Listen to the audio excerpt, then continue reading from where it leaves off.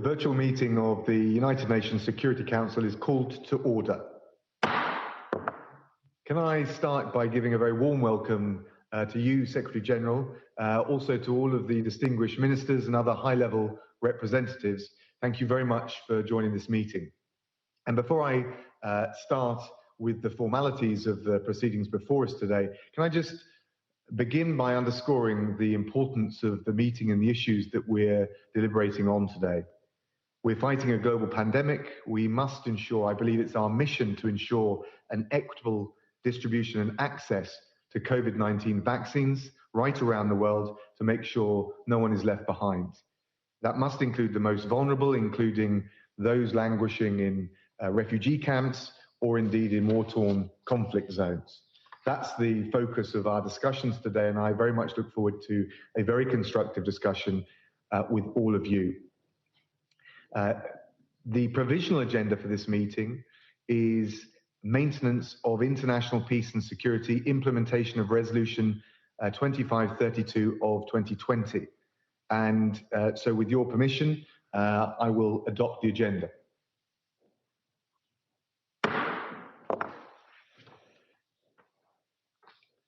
Next, we move on to the invitations under Rule 39.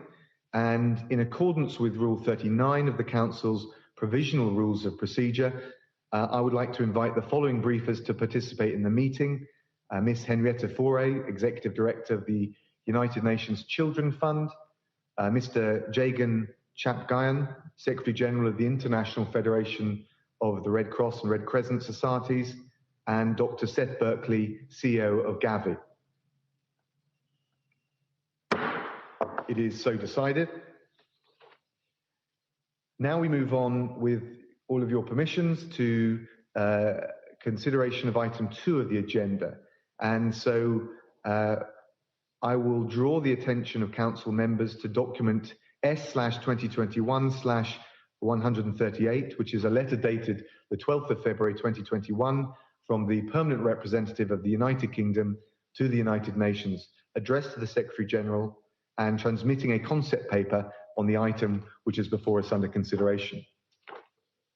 And with that in mind, I will now give the floor to Secretary General, His Excellency, Mr. Antonio Guterres, to make his introductory remarks. Antonio, over to you. Thank you very much, Mr. President, and with your permission, I would make a brief introduction and then ask my colleague Henrietta Fore, Executive Director of UNICEF, to develop our briefing. Excellencies, ladies and gentlemen, I thank the United Kingdom for organizing this meeting and for reinforcing my call for a global ceasefire to ease suffering, create space for diplomacy, and enable humanitarian access, including for the delivery of vaccines worldwide.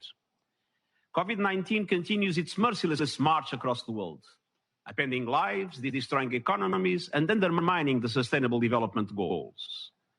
And the pandemic is exacerbating all the factors that drive instability, hindering our efforts to implement Security Council Resolution 2532 for the cessation of hostilities, for conflict prevention and resolution. Defeating COVID-19, now that we have begun to have the scientific capacity to do so, is more important than ever. The rollout of COVID-19 vaccines is generating hope. But at this critical moment, vaccine equity is the biggest moral test before the global community. We must ensure that everybody, everywhere, can be vaccinated as soon as possible. Yet progress on vaccinations has been widely uneven and unfair. Just 10 countries have administered 75% of all COVID-19 vaccines. Meanwhile, more than 130 countries had not received a single dose. And those affected by conflict and insecurity are at particular risk of being left behind. When pandemic strikes, we are only safe if everyone is safe. If the virus is allowed to spread like wildfire in the global south or parts of it, it will mutate again and again. And new variants could become more transmissible, more deadly, and potentially threaten the effectiveness of current vaccines and diagnostics. This can prolong the pandemic significantly enabling the virus to come back to plague the global north. And it will also delay the world economic recovery. We have come together to create the COVAX facility, the one global tool to procure and deliver vaccines for low and middle-income countries. COVAX requires to be fully funded. But we must do even more. Our efforts need to be comprehensive and well coordinated everywhere. The world urgently needs a global vaccination plan to bring together all those with required power, scientific expertise, and production and financial capacities. I believe the G20 is well placed to establish an emergency task force to prepare such a global vaccination plan and coordinate its implementation and financing. This task force should include all countries in which there is a capacity to develop vaccines or to produce them, if licenses are available, together with WHO, Gavi, other relevant technical organizations, and international financial institutions. And the task force would have the capacity to mobilize the pharmaceutical companies and key industries and logistic actors. I am ready to galvanize the full United Nations system in support of this effort. The G7 meeting later this week can help create the momentum to mobilize the necessary financial resources. Together, we can ensure sufficient supply, fair distribution, and vaccine confidence. And we can defeat this disease. We can get our economies running again. I am convinced it's possible. Let's make it happen together, and I thank you. Thank you, Secretary General, for your remarks. And now I understand that the Secretary General has to leave the meeting at 9:25 a.m. because of other pressing commitments and priorities. So can I also just take this opportunity to thank you for all of your work, your leadership, and indeed the work on the front line of so many UN staff right around the world. I'll now give the floor to Ms. Henrietta Fore. Thank you very much, Secretary General, Excellencies, fellow briefers, Secretary Raab. Thank you for convening this debate. UNICEF appreciates the United Kingdom's efforts to shine a light on the importance of equitable access to the COVID-19 vaccines. The only way out of this pandemic, as the Secretary General has just said, for any of us, is to ensure vaccinations are available for all of us. In this historic effort, we must include the millions of people who are living through or fleeing conflict and instability. Equitable access to vaccines for all people, including those living under conflict, is essential. Not only is it a matter of justice, but as the only pathway to ending this pandemic for all, and to sowing the seeds of care, of hope, and even peace in countries that have seen far too little. For UNICEF and our many humanitarian partners working around the world, COVID-19 has fundamentally altered our responses, adding a new layer of complexity in some of the most difficult and dangerous operating environments anywhere. As this Council knows well, the violent, protracted nature of today's armed conflicts shatters countries' health systems, damaged or destroyed vital infrastructure like water and sanitation, and spurred the flight of badly needed healthcare workers. In this context, vaccine delivery is also hampered by a funding gap for humanitarian support overall, and by a lack of transportation, cold chains, logistical infrastructure to support the rollout. We need to reach the same populations that are routinely missed with basic services like health, nutrition, and basic immunization, with a vaccine that will not only potentially save their lives, but also help to address the global pandemic. UNICEF is proud to support the WHO-led global response, and we're bringing our decades of experience and expertise to this massive act. We are working with our partners and governments to support country readiness. With our vast field presence in every country, we are working with local and national authorities on preparations and strategies to reach all people, including those in hard-to-reach locations. Using existing immunization infrastructure, we are also working to reach people who are not normally targeted in our immunization programs, including health workers, the elderly, and high-risk groups. And we're helping governments to establish pre-registration systems and prioritizing which people, such as healthcare workers, need to receive vaccines first.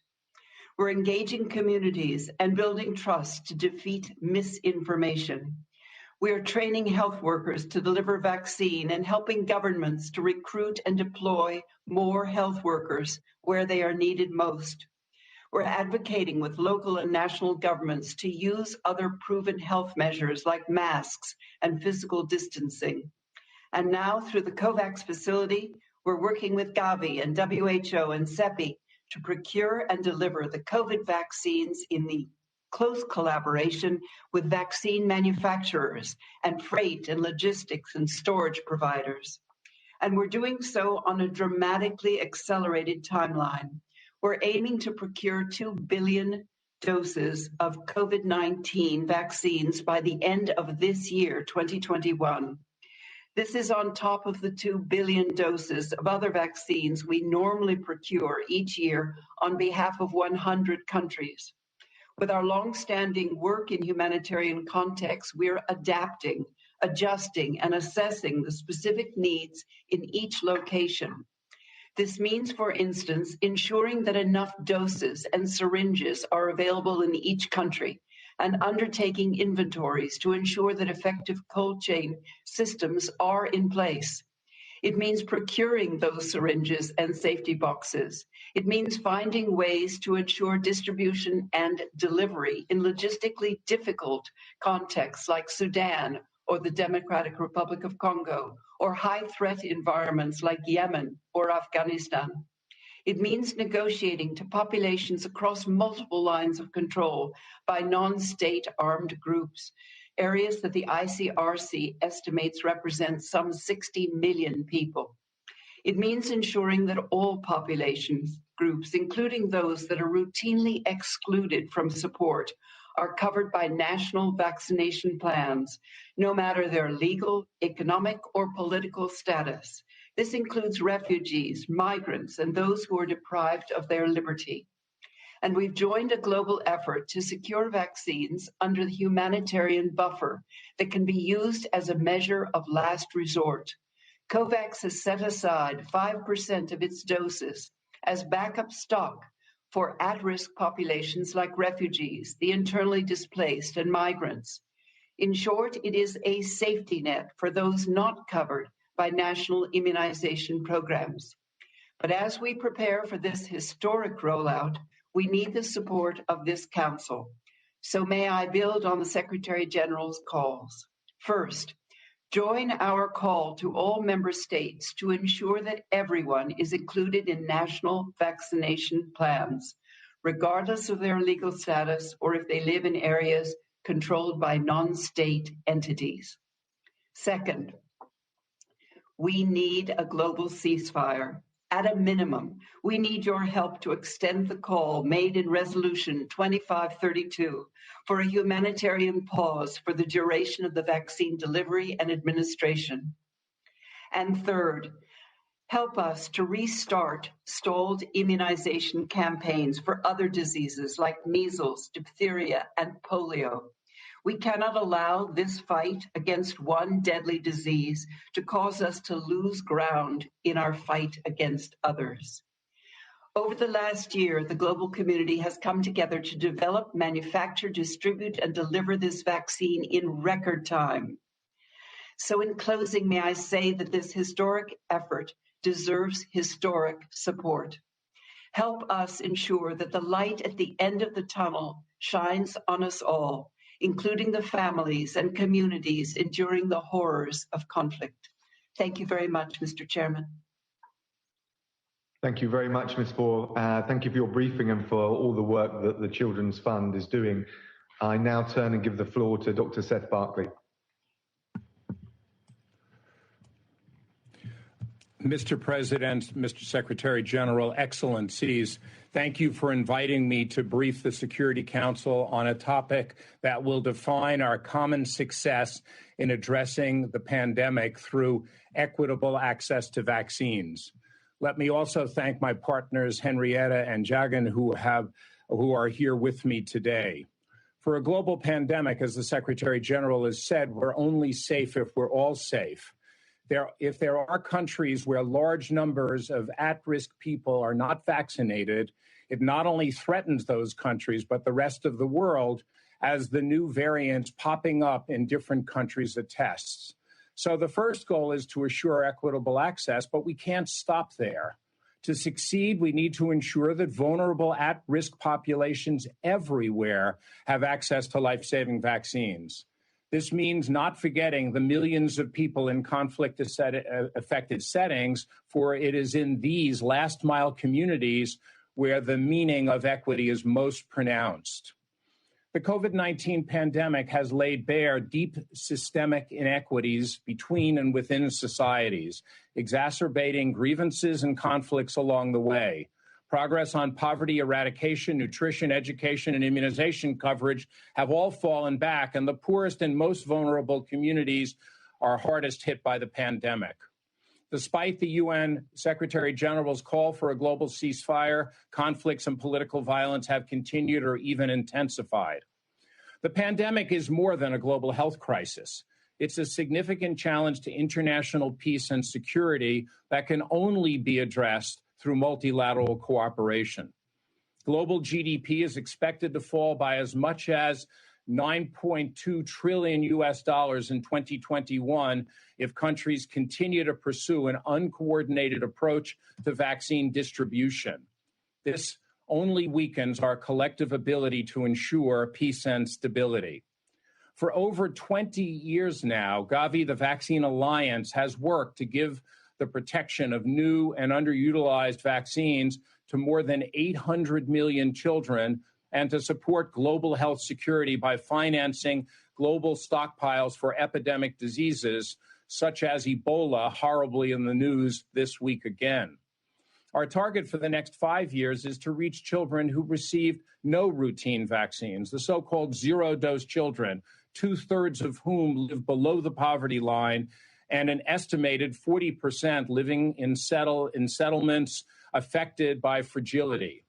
Vaccines work against poverty and conflict, too, by giving children in particular the same life chances that makes access eligible. Sadly, there is a correlation between conflict and underperformance in immunization. Countries in the Gavi family that are not suffering from fragility reach on average 83% of children with the first dose of vaccine, while countries affected by conflict, this drops to 65%.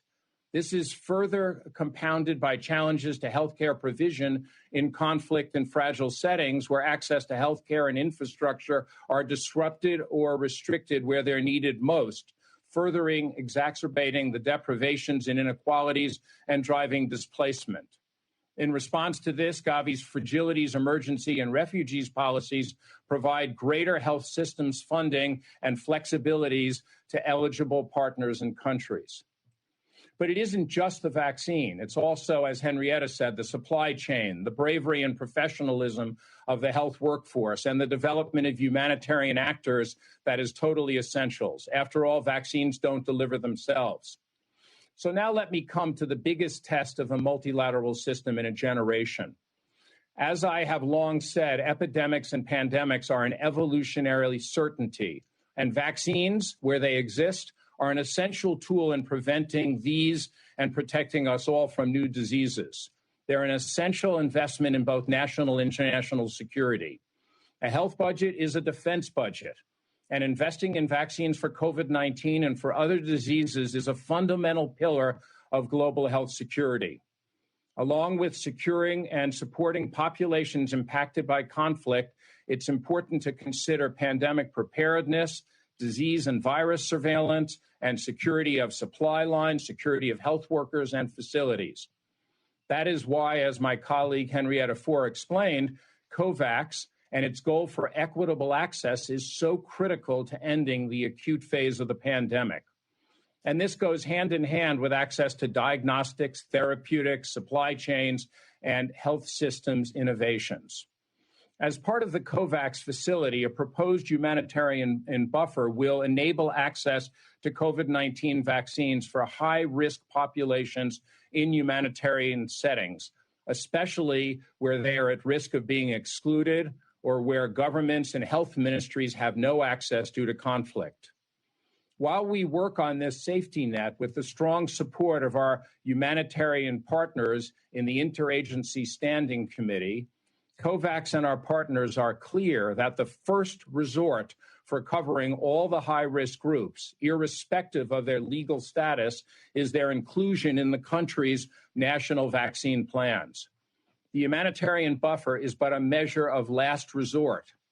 I ask that the UN Security Council to reinforce this message so that available doses are distributed to ensure truly equitable access in accordance with the humanitarian principles and in upholding state obligations towards populations within their territory. COVAX has secured 2.3 billion doses of vaccine in advanced commitments and options for 190 countries in 2021. Of these, at least 1.3 billion doses are reserved, but not fully paid for with donor funding. These doses are meant for 92 lower-income countries eligible for the COVAX advanced market commitment, which could increase to a further 1.8 billion doses that could be delivered with additional financing.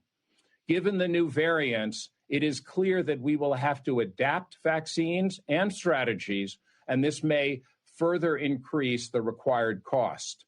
It's critical that donors and countries step up with additional funding, that manufacturers prioritize multilateral initiatives over bilateral deals with short-term profit, stop inequitable vaccine diplomacy, that research and development and essential scientific knowledge is shared, and that the family of nations represented by the United Nations pull together and prepare for the largest logistical effort in immunization the world has ever seen.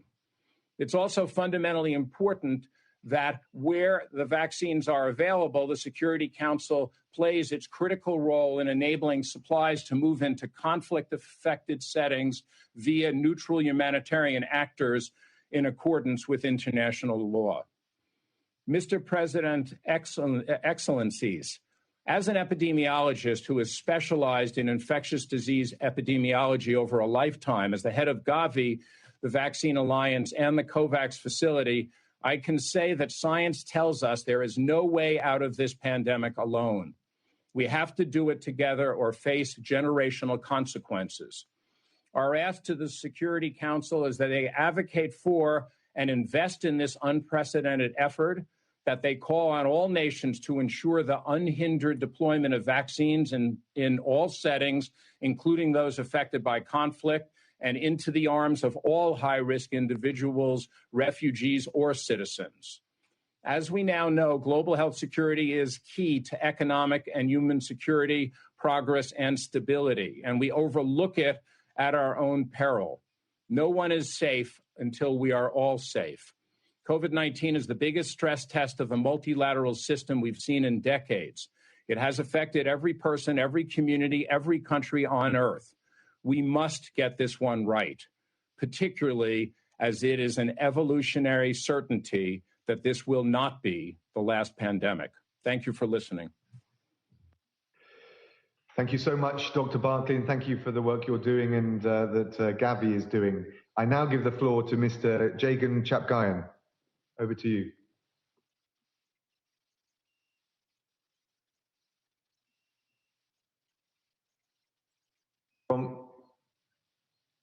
Please check your microphone. We can't hear you. Are you on mute, please? Check. Yeah, you hear me now?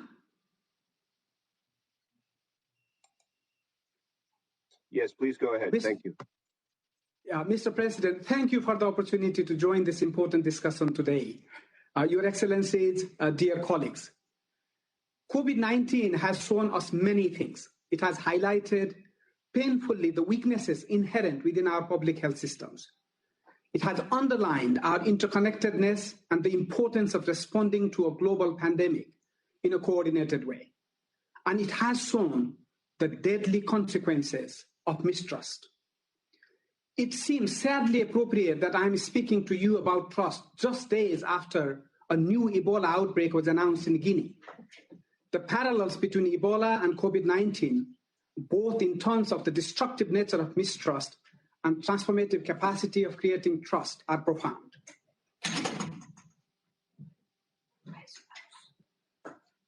What happened? Couldn't fix it. It was the problem. When communities do not understand health interventions, they will not accept them. Instead, they are likely to see these health measures as threats, which can lead to violence. We saw this many times during the Ebola outbreaks, and we have all seen this many, many times during the COVID-19 pandemic. Put simply, mistrust kills. When science is not only ignored but derided, when the decision to wear masks becomes controversial, and when the wave is filled with absurd rumors, trust in the tremendous efforts to stop the pandemic is severely undermined. When mistrust prevails, it stops people from getting the help they need. It prevents us from ending public health emergencies. It can even lead to people incorrectly blaming others, foreigners, migrants, or other minority groups for the spread of an illness. What can be done? A crisis is not the ideal time to rebuild trust. However, it can be done, but it requires listening and sincerity in acting on what communities tell us. Let me give you an example. Our initial attempts to safely bury Ebola victims in the Democratic Republic of the Congo were met with hostility. So we reached out to communities and we listened. We trained 800 community volunteers to gather community feedback, and we analyzed the results to understand why people were refusing our support. We used what we learned to adapt, both how we handled the burials and how we engaged with communities. And the result of this diligent, patient work was that refusals dropped from 80% to just 8% by the end of the outbreak. Trust has to be earned. It requires seeking out community feedback and constantly adapting our response to address the concerns and fears that periodically flow through communities. It also requires investment, certainly more than has been the case during this pandemic. Mr. President, mistrust has consistently undermined COVID-19 response efforts. Now, as we turn to the immunization phase of the global response, earning community trust remains crucial, especially against the backdrop of historically high levels of vaccine hesitancy. As we learned during Ebola, people trust us for our actions. They look at what we do and they judge us for what we do not do. They see clearly the current high levels of vaccine inequity and inequality. They see the unfairness, for example, in the fact that less than 1% of vaccine doses globally have been administered in the 32 countries facing severe or very severe humanitarian crisis. The fair and equitable distribution of vaccines is essential to building trust and for maintaining international peace and preventing violence. This is about more than fairness. This is about stopping the virus.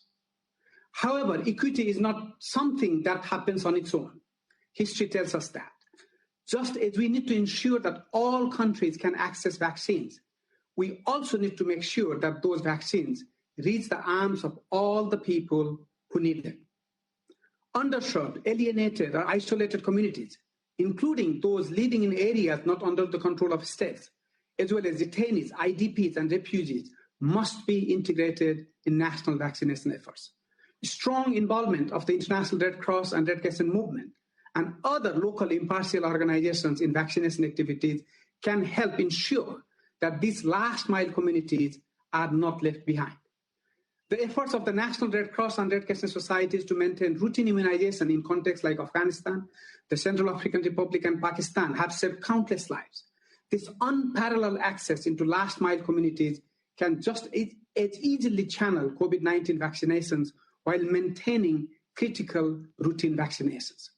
The vaccination campaign we launched just last month to help vaccinate 500 million people in support of the global efforts was born out of this reach and the trust of our membership at the most local level.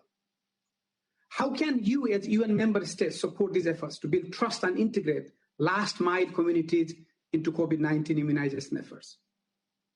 You can include community organizations such as the National Red Cross and Red Crescent societies in all phases of immunization planning and delivery. By involving these actors, you will gain insight into community misconceptions and misgivings, and will gain sight of those groups and communities that might normally be hidden from your view. Mr. President, I would like to stress the importance of ensuring the safety and protection of volunteers, first responders, and healthcare workers during this pandemic. In 2020, my colleagues at the International Committee of the Red Cross documented nearly 850 incidents of violence against healthcare workers involved in the COVID-19 response, a figure that is both shocking and almost certainly an underestimate. International humanitarian law must be respected. Violence against healthcare workers must not be tolerated. We have a collective responsibility to care for those who care for us.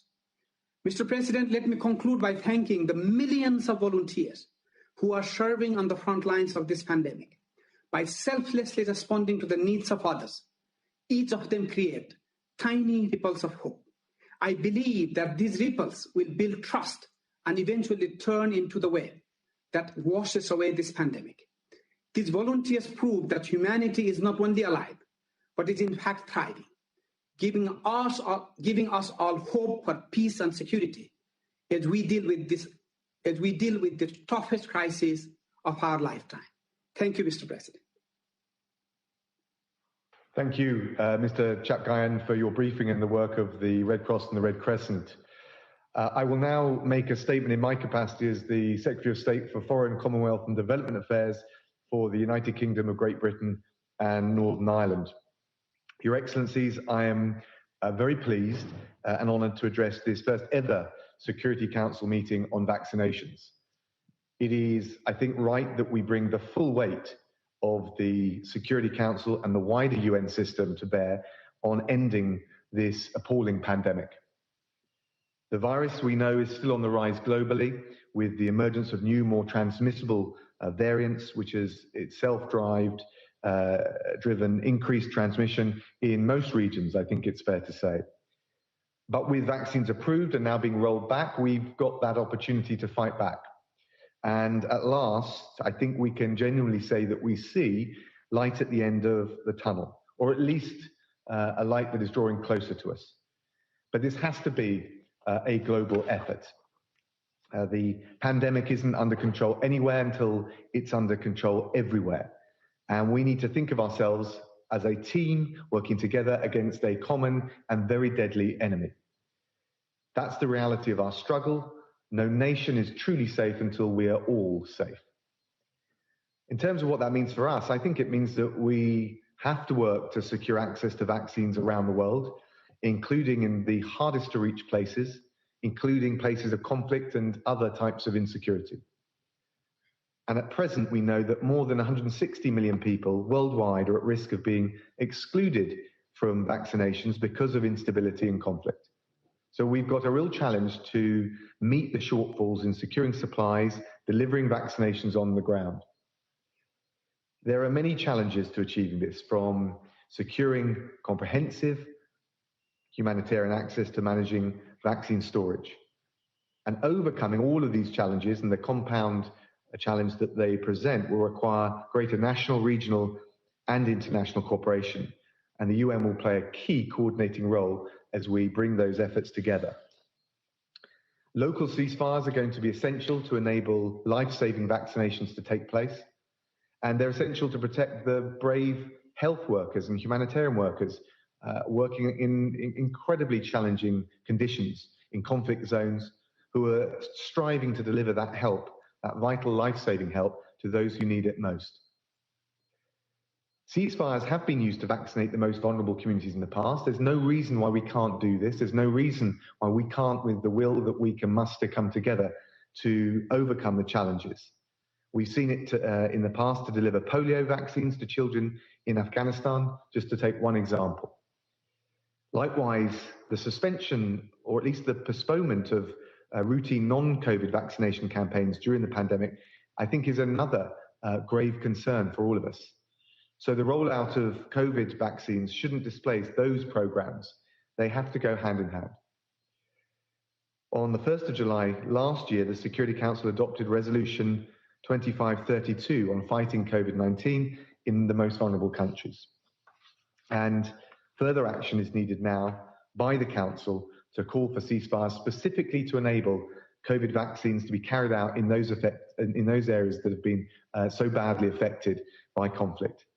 That's why we're proposing a new resolution for this Council's consideration. The COVAX facility is due to start rolling out vaccines this month, and we're proud to host its launch at the Global Vaccine Summit last June, and we're proud to be one of Gavi's largest donors. We will continue to keep up that support. And by calling for vaccination ceasefires and by calling for COVID-19 vaccination plans to include all high-risk populations, including refugees, this resolution and this Council really has an opportunity to help get vaccines distributed to the most vulnerable communities across the planet. It would help ensure full access for humanitarian and medical personnel. It would help protect them as they go about their challenging work.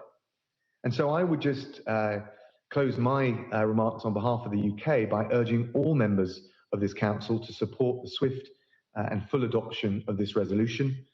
Our scientists have done incredible work in developing the vaccine. We must work together now to get those vaccines to the most hard-to-reach communities and the most vulnerable in those hard-to-reach communities. We cannot turn away while those in conflict zones are denied this essential, critical protection from the virus. We in this Council have an opportunity, and I believe we have a moral duty to act. Thank you. And I will now resume my functions as President of the Council, and at this point give the floor to His Excellency Mr. Ralph Gonsalves, Prime Minister and Minister for Foreign Affairs of St. Vincent and the Grenadines. Over to you. Thank you, Mr. President. Let me begin by expressing on behalf of St. Vincent and the Grenadines our appreciation to the United Kingdom for convening today's very pertinent discussion. We also thank the briefers for sharing compelling insights on this very important topic.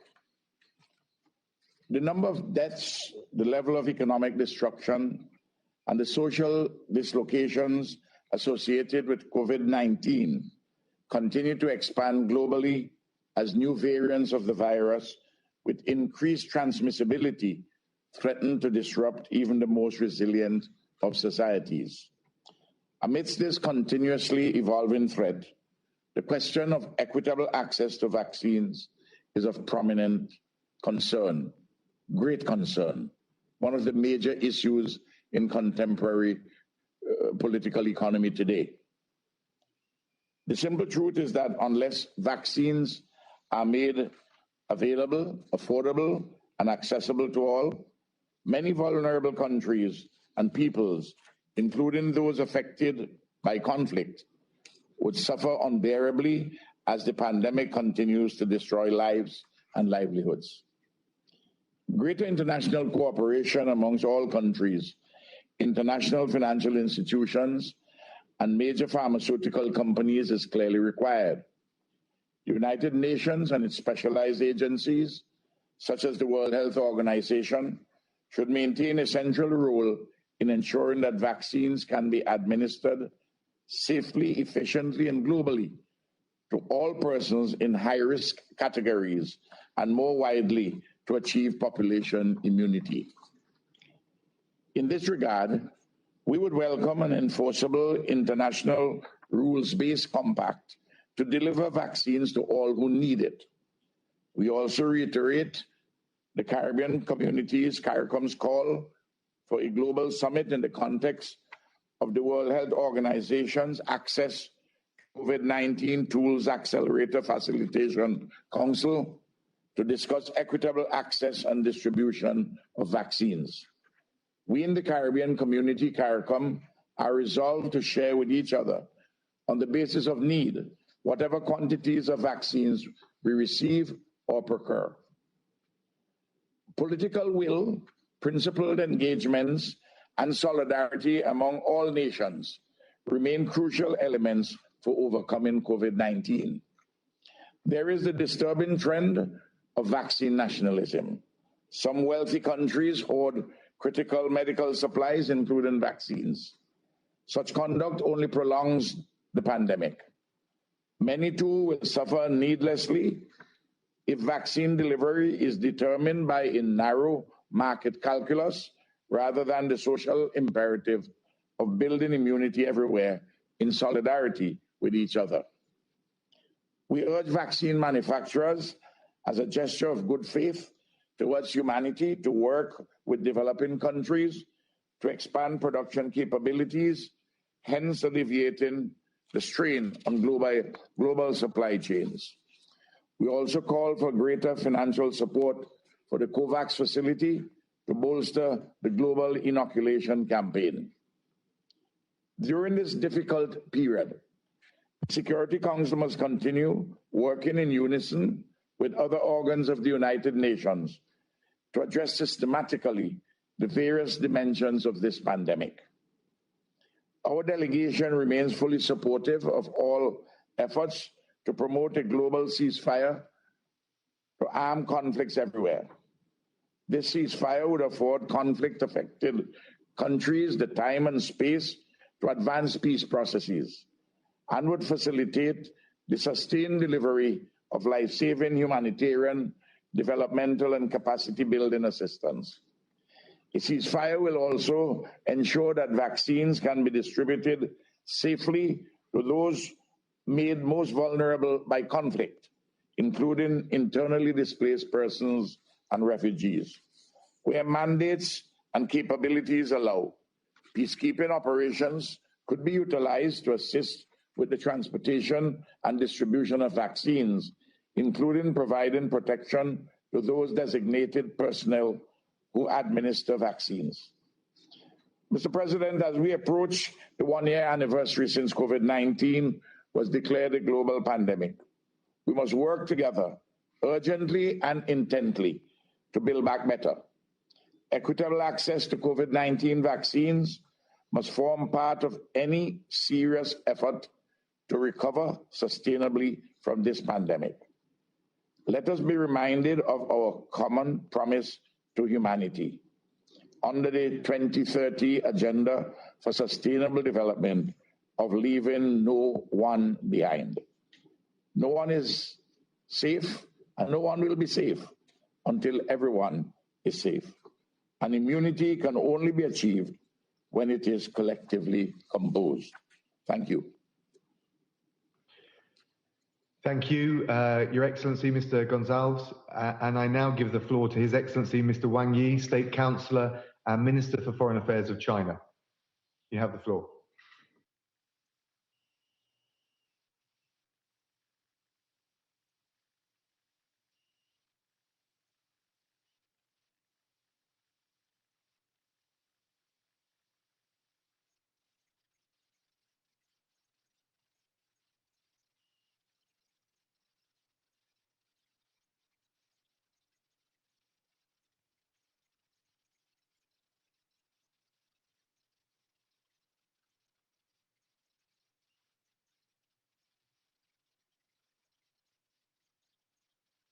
Stronger international solidarity and closer international cooperation for people-centered response to COVID-19.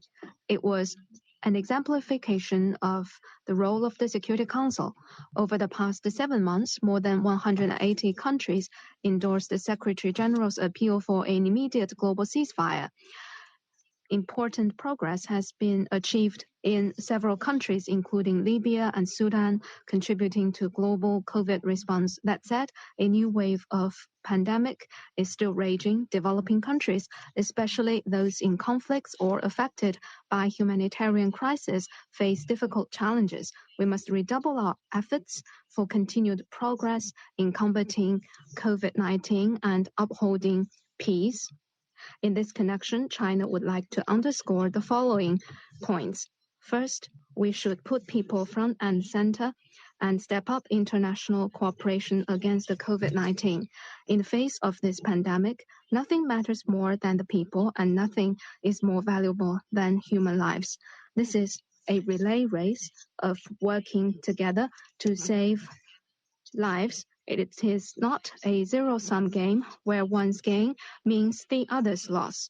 Countries need to replace division with solidarity and keep to the right path of cooperation to tide over this trying time caused by COVID-19. We need to resist prejudice, respect science, and reject disinformation and attempts to politicize the pandemic. In this regard, members of the Security Council must lead by example. Second, we should earnestly implement the Security Council resolution to create an enabling environment for COVID response. Countries in armed conflicts and affected by humanitarian crisis are weak links in this global battle against the COVID-19. They deserve particular attention. Parties to armed conflicts should earnestly abide by Resolution 2532. They must walk away from the battlefield of armed conflicts and join the fight against the coronavirus. It's important to ensure access for humanitarian assistance, especially for women, children, and other disadvantaged groups. The United Nations need to use well the humanitarian pause to carry out mediation and good offices to advance political settlement. China always opposes unilateral sanctions without the Security Council's mandate. Under the current circumstances, we urge the relevant countries to show humanitarian spirit and at least suspend their unilateral sanctions and other forceful measures with no grounds in international law. Third, we should reduce vaccine deficit and give stronger assistance to developing countries. Vaccines are powerful weapons to defeat COVID-19. Thanks to the concerted efforts by governments, businesses, and scientists of many countries, COVID vaccines are being developed and produced at record speed. Nonetheless, several problems need to be addressed urgently. The first is the deficit in production capacity. For the vaccines already put into urgent and conditional use, countries should increase supply by boosting domestic production and through international cooperation in forms of commissioned and joint production. The second is the deficit in distribution. As Secretary General Guterres put it, vaccines are reaching high-income countries quickly, while the world's poorest have none at all. Not only will this result in an immunity divide, but will also widen the development gap. We should come together to reject vaccine nationalism, promote fair and equitable distribution of vaccines, and in particular, make them accessible and affordable for developing countries, including those in conflicts. We must ensure that no country in need of the vaccines is left behind and that no individual waiting for vaccination is neglected. Fourth, we should enhance coordination and give full play to the role of the UN system. The WHO plays a central coordinating role in global actions against the COVID-19. Countries should continue to give stronger political and financial support to the organization, particularly the support needed for it to effectively lead this largest vaccination operation in human history. COVAX provides a crucial channel for developing countries to access vaccines. It should prioritize the needs of developing countries and ensure vaccine supplies for conflict-stricken regions and countries under sanctions. Bilateral actions could form synergy with COVAX. The World Food Programme, UNICEF, and other related agencies should use their global shipping networks to build green channels for developing countries and, in particular, solve the last mile problem for vaccine delivery in Africa. Mr. President, colleagues, President Xi Jinping has announced that Chinese vaccines would be a public good and that China would help realize vaccine accessibility and affordability in developing countries. China has been acting to honor its commitment. China was among the first to join the WHO's Access to COVID-19 Tools Accelerator initiative. We have actively launched vaccine research and development cooperation with more than 10 countries involving over 100,000 volunteers of 100 plus nationalities. China has joined COVAX and given it strong support. We are making concrete efforts for the equitable distribution of vaccines. At the request of the WHO, China has decided to preliminarily contribute 10 million doses of Chinese vaccines to COVAX to meet the urgent need of developing countries. China has donated vaccines to 53 developing countries, including Palestine, Somalia, Iraq, South Sudan, and Syria in response to their request. China has exported vaccines to 22 countries. In the meantime, China has also been using its strength in industrial chains to help other countries manufacture vaccines in China or locally so as to boost the global production capacity. China has decided to join the UN's Group of Friends initiative to donate COVID-19 vaccines to UN peacekeepers. China's commitment to international vaccine cooperation is not about achieving geopolitical goals or reaping economic benefits or attaching political strains. What concerns us most is to ensure that vaccines become accessible and affordable public goods for people of all countries, namely a people's vaccine.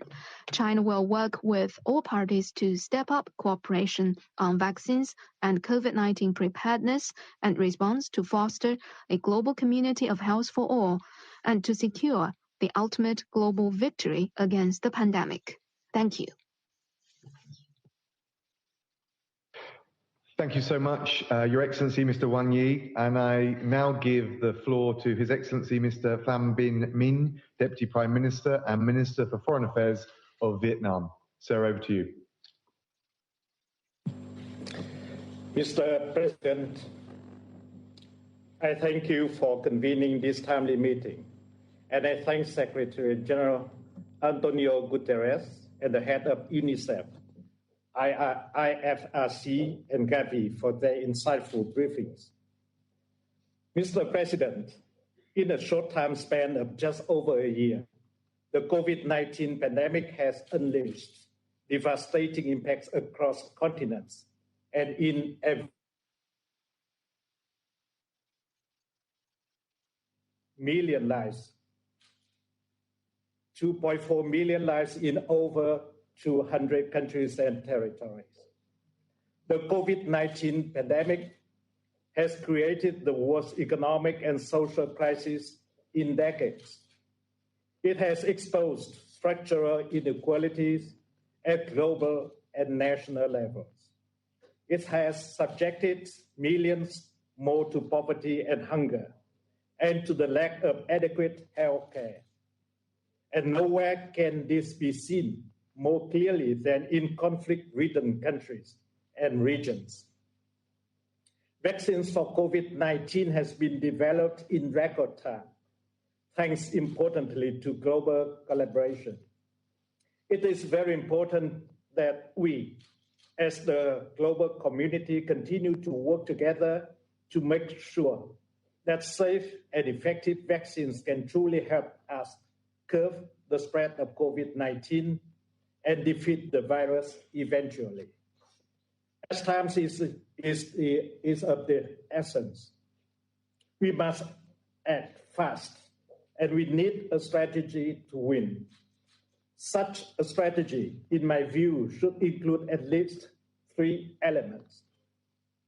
First is to consider vaccines global public goods that should be made available and affordable to all countries and all communities, with priority given to high-risk populations and those in the front lines in the fight against this pandemic. It is of concern that some countries are stockpiling on vaccines in quantities larger than the population at the expense of poorer countries. But as recent studies have shown, This would be more costly compared to investment into multilateral vaccination efforts like COVAX. Vietnam calls for greater contributions to the COVAX facility to enable broader distributions of COVID-19 vaccines to the developing world, including populations in conflict and fragile settings. Secondly, an environment of peace, security, and stability is critical to ensuring the unhindered delivery of vaccines to those in need. It is also vital to protect infrastructure that are critical to the survival of the civilian populations in general and for the safe and effective delivery of vaccines in conflict settings. The Council must strengthen the implementations of Resolution 2532. It must, in particular, reiterate its demand for global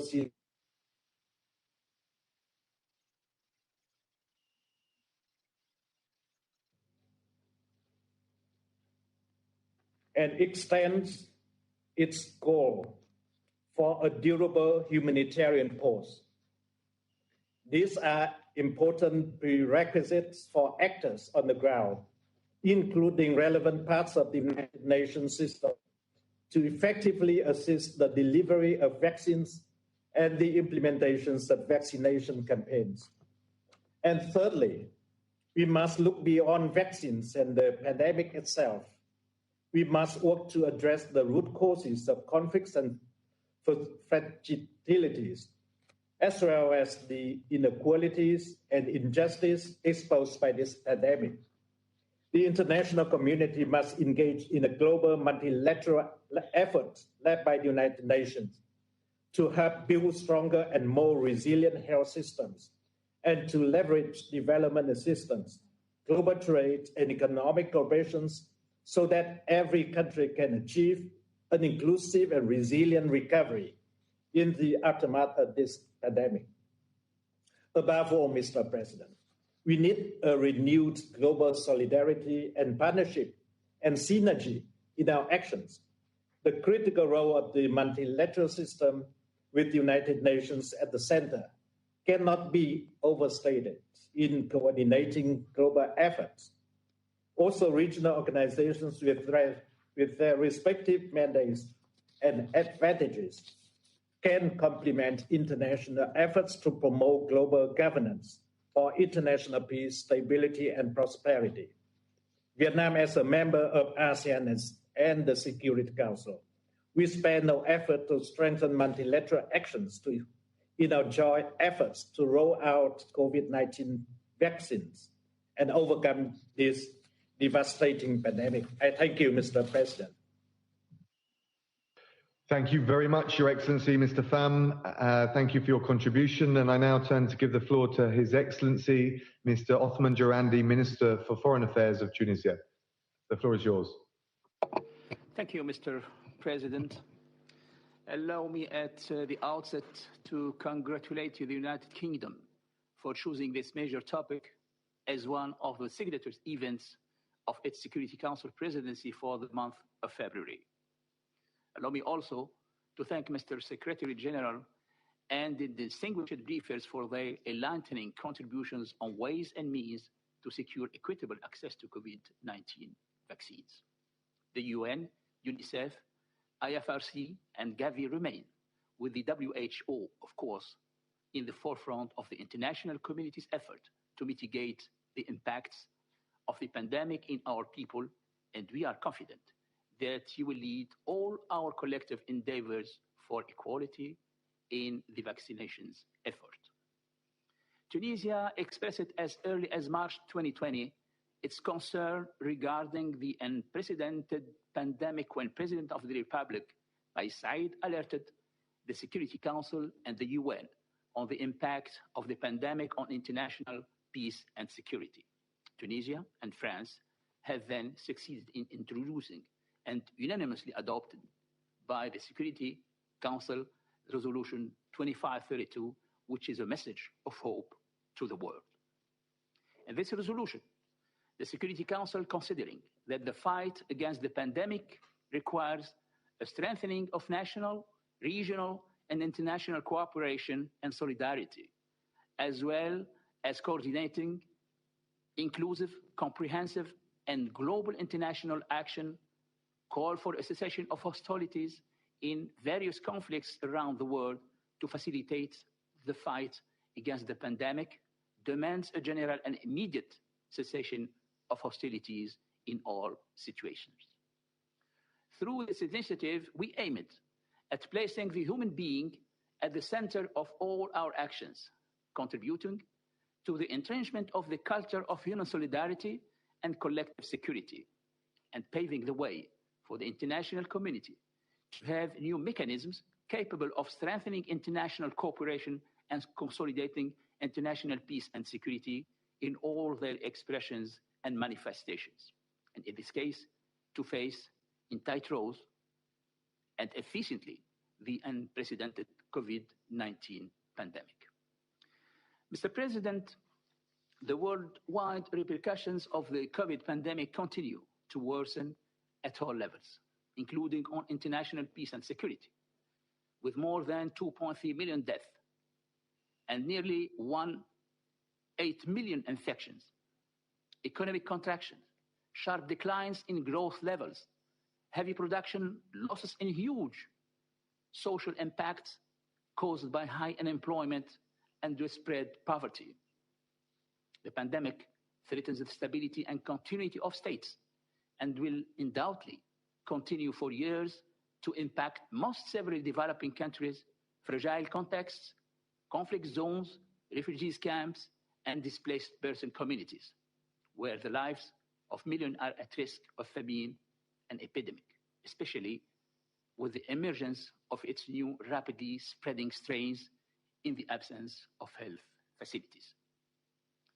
In the midst of this delicate and unprecedented international situations, the introduction of COVID-19 vaccine is an important step towards containment and control, opening a new window of hope for humanity with the possibility of ending the loss of life and restoring people's livelihood.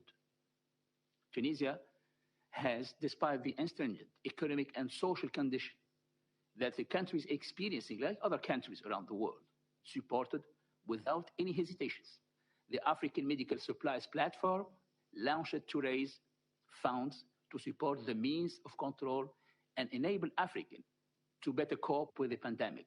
We contributed more than $500,000 to the African Union Fund dedicated to the fight against the COVID-19, including plans to acquire sufficient quantities of doses of vaccine for the benefit of African populations. We, therefore, believe in the vital importance of activating international cooperation and solidarity in order to ensure equitable access to vaccine. In this context, Tunisia commends the COVAX initiative for equitable access to COVID-19 vaccines and salutes Gavi and WHO efforts to accelerate development, production, and equal distribution of testing, treatments, and vaccines. This is a unique example of multilateralism and international cooperation to meet the challenges we face. Mr. President, all these efforts would fall short from our Charter's noble goals and principles if we don't translate into reality our shared commitment to make vaccines a global common good. By adopting the SDGs, we all promised to leave no one behind. The first step on this path can only be an equal and affordable access to vaccines for all. And to conclude, Mr. President, let me stress on what Mr. Secretary General of the United Nations already said: no one is safe from COVID until we are all safe. Thank you very much, Mr. President. Thank you, Your Excellency, Mr. Durandi, for your contribution. And I now give the floor to His Excellency, Mr. Antony J. Blinken, Secretary of State for the United States. Over to you, sir. Dominic, thank you very much, and it's very good to be with all of you today. I thank my colleague from Tunisia for his very strong remarks, and I very much thank Secretary General Guterres for his leadership on what is truly a global challenge. Mr. Raab, thank you for bringing us together in particular to look at barriers to vaccine access, including in areas that are affected by conflict. We all know, we all feel that this pandemic has taken a terrible toll on so many families and communities. And first and foremost, as human beings, our hearts go out to all of them. Thanks to tireless global efforts of scientists, of doctors, health professionals, several safe and effective vaccines, therapeutics, and diagnostics have been developed. And these are remarkable achievements. Thanks to collaboration between the private sector and governments, global manufacturing capacity for safe and effective COVID-19 vaccines is expanding, but not fast enough to address the global need. The United States will work with our partners across the globe to expand manufacturing and distribution capacity and to increase access, including to marginalized populations.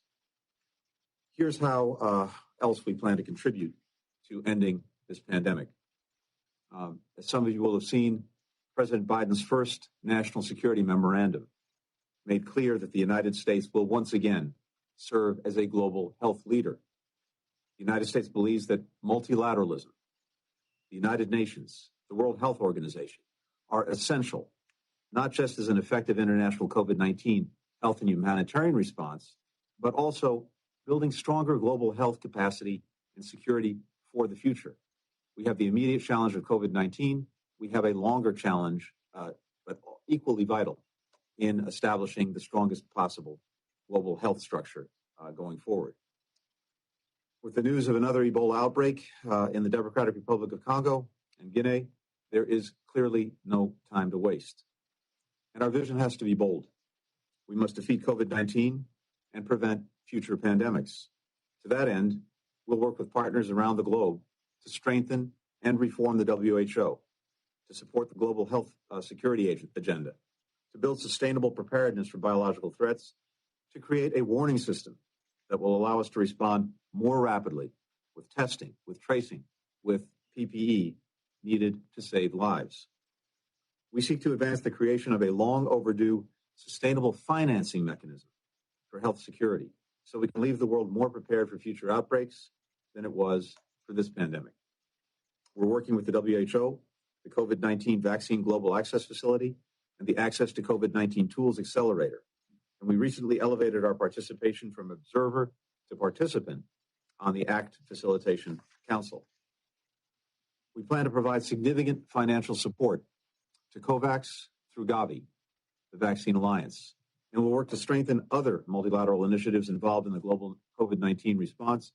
For example, the Coalition for Epidemic Preparedness Innovations and the Global Fund to fight AIDS, tuberculosis, and malaria. These commitments build on a long tradition. Over the past 2 decades, the United States has provided more than $140 billion in global health assistance. We're now the single largest contributor to the international response to COVID-19. Today, I'm pleased to confirm that by the end of the month, the United States intends to pay over $200 million in assessed and current obligations to the WHO. This is a key step forward in fulfilling our financial obligations as a WHO member. And it reflects our renewed commitment to ensuring the WHO has the support it needs to lead the global response to the pandemic, even as we work to reform it for the future. Every country needs to do its part and contribute to the COVID-19 response. We've already announced more than $1.6 billion in emergency economic, health, and humanitarian aid to try to help governments, international organizations, and NGOs mitigate the effects of COVID-19 and its secondary impacts worldwide. And that's in addition to a commitment of $1.16 billion over fiscal years 2020 through 2023 to support Gavi's broader immunization efforts. As we move forward, it's critical to look at who the pandemic has hurt the most. The Secretary General has called for us to put women and girls at the center of the COVID-19 response and recovery. The data we've all seen has shown a profound backsliding in gender equality, including spikes in gender-based violence as families are confined to close quarters during the pandemic. We need to continue implementing Security Council Resolution 1325 and redouble our efforts to implement Council Resolution 2475. We must support the Secretary General's various COVID-19 policy briefs on gender, people with disabilities, and other vulnerable and marginalized groups. These groups must be included as decision makers at all levels, following the principle of nothing about us without us. And countries must be held accountable for upholding their human rights obligations. No country should be allowed to use COVID-19 as an excuse to violate human rights or fundamental freedoms. We also call for all countries to combat misinformation on vaccines. If we don't, we seriously jeopardize our mission. Even as we expand access to safe and effective vaccines, we know that COVID-19 outbreaks are likely to occur in the years to come. The ongoing expert investigation about the origins of this pandemic and the report that will be issued must be independent, with findings based on science and facts, and free from interference. To better understand this pandemic and prepare for the next one, all countries must make available all data from the earliest days of any outbreak. And going forward, all countries should participate in a transparent and robust process for preventing and responding to health emergencies, so the world learns as much as possible as soon as possible. Transparency, information sharing, access for international experts. These must be the hallmarks of our common approach to what is truly a global challenge. The language in Resolution 2532 remains as relevant now as when it was adopted in July of 2020. Conflict-affected countries, weakened by war, violence, and poor health infrastructure, remain highly vulnerable to pandemics and other illnesses that can be prevented by immunizations. And this pandemic has worsened already dire humanitarian and political crises, contributing to unprecedented levels of need. Organizing and implementing mass vaccination campaigns amid violence and conflict, we know, will be immensely difficult. But we have to do it to prevent humanitarian crises from getting worse and to stop the pandemic's secondary impacts from degrading fragile political situations. As President Biden has made clear, the United States will work as a partner to address global challenges. This pandemic is one of those challenges, and it gives us an opportunity not only to get through the current crisis, but also to become more prepared and more resilient for the future. Thank you, and I'm grateful to be able to work with all of you on a challenge that affects all of us. Thank you so much, Your Excellency, Secretary of State. Thank you for that contribution. And I now turn to give the floor to His Excellency, Mr. Subramaniam Jaishankar, Minister for External Affairs of India. The floor is yours, sir. Mr. President, Foreign Secretary Raab, let me begin by thanking the United Kingdom for organizing this discussion today. I also appreciate the insightful briefings on the challenges that we are confronted with regarding the availability, accessibility, affordability, and distribution of COVID-19 vaccines in conflict-affected regions. As we assess the impact of the pandemic and the prospects of recovery, including through the availability of vaccines, there are 5 concerns that India would like to share. 1, lack of global coordination regarding vaccine distribution will hit conflict-affected areas and poorer countries hardest. The ICRC estimates that more than 60 million people in such areas are at risk. 2, there currently exists a glaring disparity in accessibility of vaccines globally. Equity in access to vaccines is important for mitigating the impact of the pandemic. 3, this disparity calls for cooperation within the framework of COVAX, which is trying to secure adequate vaccine doses for the world's poorest nations.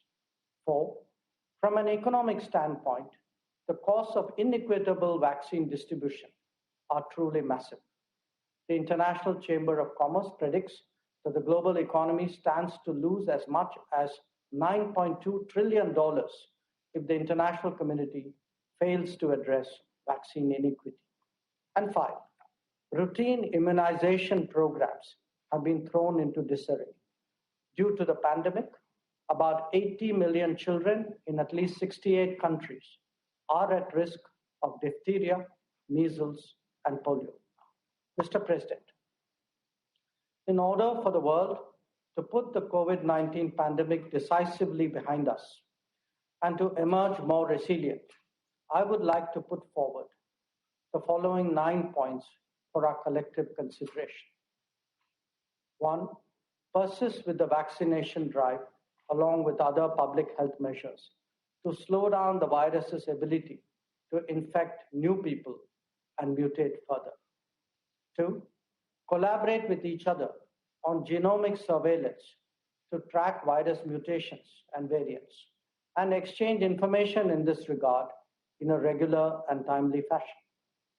3, effectively address public resistance to vaccines. Vaccine-related information must be contextual, empathetic, and culturally sensitive, while providing scientific and accurate facts to allay the fears and concerns of the public. 4, improve public health infrastructure and build capacity through effective training programs in vaccine delivery, especially in areas where health infrastructure is weak. 5, stop vaccine nationalism. Indeed, actively encourage internationalism. Hoarding superfluous doses will defeat our efforts towards attaining collective health security. 6, strengthen the COVAX facility to ensure equitable distribution of vaccines to all in a fair and equitable manner. 7, urgently resume immunization programs across the world before children's lives are threatened by other diseases. We simply cannot trade one health crisis for another. 8, stop disinformation campaigns taking advantage of this pandemic to advance their nefarious objectives and activities. And 9, proactively prepare for the next global pandemic by focusing on improving capacities, developing protocols, and building a knowledge base and expertise. Mr. President, India has been very much at the forefront of this global fight against COVID-19 pandemic. We had earlier provided critical medicines, diagnostic kits, ventilators, and PPEs to more than 150 countries, about 80 of them on a grant basis. Today, the pharmacy of the world is stepping forward to meet the global vaccines challenge. 2 vaccines, including one indigenously developed, have already been granted emergency authorization. Additionally, as many as 30 candidates are under various stages of development. In one of the largest vaccination drives ever, India itself will vaccinate about 300 million frontline and healthcare workers, elderly and vulnerable over the next 6 months. Our vaccination program, which has begun a month ago, has already seen nearly 7 million people vaccinated. Under the initiative of Vaccine Maitri, which translates into vaccine friendship, India provides vaccines to the world. We are, of course, a significant source of supply to the COVAX facility. But in addition, India is also directly sending vaccines to our friends and partners. Starting with our immediate neighbors, 25 nations across the world have already received Made in India vaccines.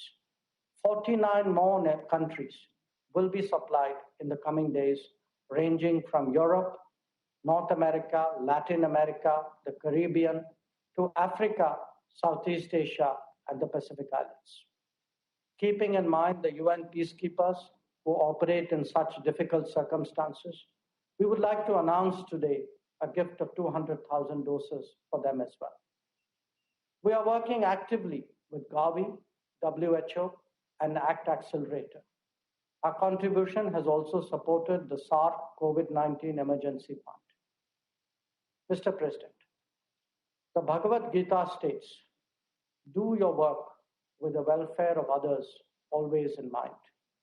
That is the spirit in which India approaches the COVID challenge, and urges this Council to work collectively to address its different dimensions. I thank you, Mr. President. Thank you so much, Dr. Jaishankar, for your contribution and your announcement. I now turn to give the floor to Her Excellency, Ms. Eva Maria Limets, Minister of Foreign Affairs for Estonia. Minister, you have the floor. Thank you. Mr. President, distinguished briefers, dear colleagues, let me first express my sympathy and solidarity with all the people and nations of the world suffering from the coronavirus. It's almost a year since the World Health Organization declared COVID-19 as a pandemic. New, more transmissible coronavirus variants indicate that the crisis will last longer than expected. Therefore, we must make sure that no one is left behind by vaccination programs. Therefore, I wish to thank the United Kingdom for convening today's very relevant and timely debate. There are three aspects that Estonia would like to highlight today. First, ensuring unhindered humanitarian access to conflict areas is vital. Enabling full, safe and unhindered delivery of humanitarian assistance remains crucial for the delivery of the COVID-19 vaccines. It is equally important that other immunization programs would not get sidelined due to the global attention to coronavirus. In this regard, I reiterate Estonia's unwavering support to Secretary General's call for global ceasefire. Let me also stress that it is unacceptable how coronavirus is being used as a pretext for trying to lift restrictive measures. Both EU and United Nations sanctions include the possibility of humanitarian exemptions and to not obstruct the fight against the pandemic. Secondly, multilateral response is the only way out of the global crisis.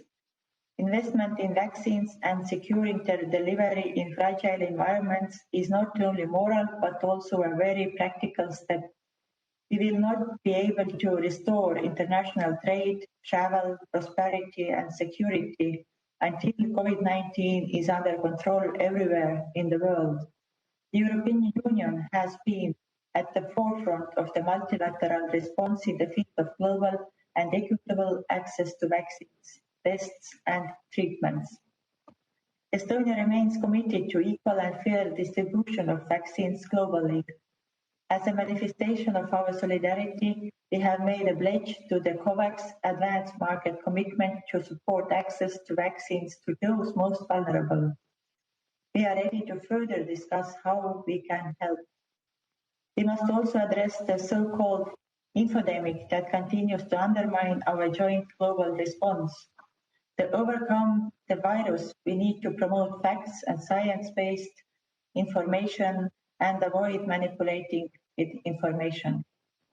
Protection of human rights, including freedom of expression, is equally critical for the response and recovery from the pandemic. We condemn all attempts of using COVID-19 pandemic as a pretext for disrespecting the rule of law, curtailing human rights, restricting civic space. We must secure free, independent, and pluralistic media, both online and offline. Third, we must make use of full potential of digital technologies to overcome the crisis everywhere. As the world continues its fight against COVID-19, our reliance on technology has increased. Many of our everyday functions and operations have moved online. It is therefore all the more pressing that we protect our essential infrastructure from cyber threats. Unfortunately, we have seen vaccine producers and those involved in vaccine distribution targeted by cyber criminals, while the sole focus should be on delivering the vaccines. Holding the perpetrators accountable and working together towards a more stable and secure cyberspace is the best way to resist the efforts of malicious cyber actors.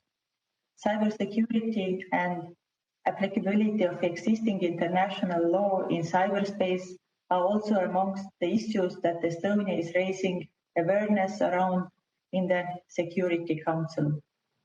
Dear colleagues, building on 20 years of experience in developing a secure and trusted digital governance infrastructure, Estonia is undertaking a global public health collaboration with the World Health Organization. The first step is to build a pilot and interoperability framework, a global trust framework for smart vaccination certificates. We trust it will become a significant piece of global digital public good, enabling WHO to build any kind of cross-border digital health data services in the future. To allow the validation of vaccinations, a secure and privacy-preserving smart vaccination certificate solution has been developed in Estonia that could be put into use also in more fragile and complex environments. To conclude with, the current crisis and past pandemics have shown that it takes a coordinated global effort to roll back a global suffering. If COVID-19 is left to ravage those with weaker healthcare system or population groups in conflict situations, the virus will soon spread back to other countries. This is the reality. We are only as strong as the weakest link in the global health system. So thank you for today's debate. Thank you so much, Your Excellency, for that contribution. I now turn to give the floor to His Excellency Mr. Marcelo Ebrard Casaubon, Minister for Foreign Affairs of Mexico. So you have the floor. Thank you very much. Muchas gracias al Reino Unido por esta convocatoria. Un placer saludar a Dominic Raab y agradecer su convocatoria a este tema el día de hoy y saludar a todas y a todos. Muchas gracias. La pandemia, como ya lo hemos escuchado, ha tenido un impacto social y económico devastador en todo el mundo, pero ha afectado sobre todo a los más pobres y vulnerables. No solo nos amenaza, sino que además revierte o ha revertido los logros en materia de desarrollo y consolidación de la paz que habíamos logrado como comunidad internacional. Puede acentuar la inestabilidad y exacerbar los conflictos.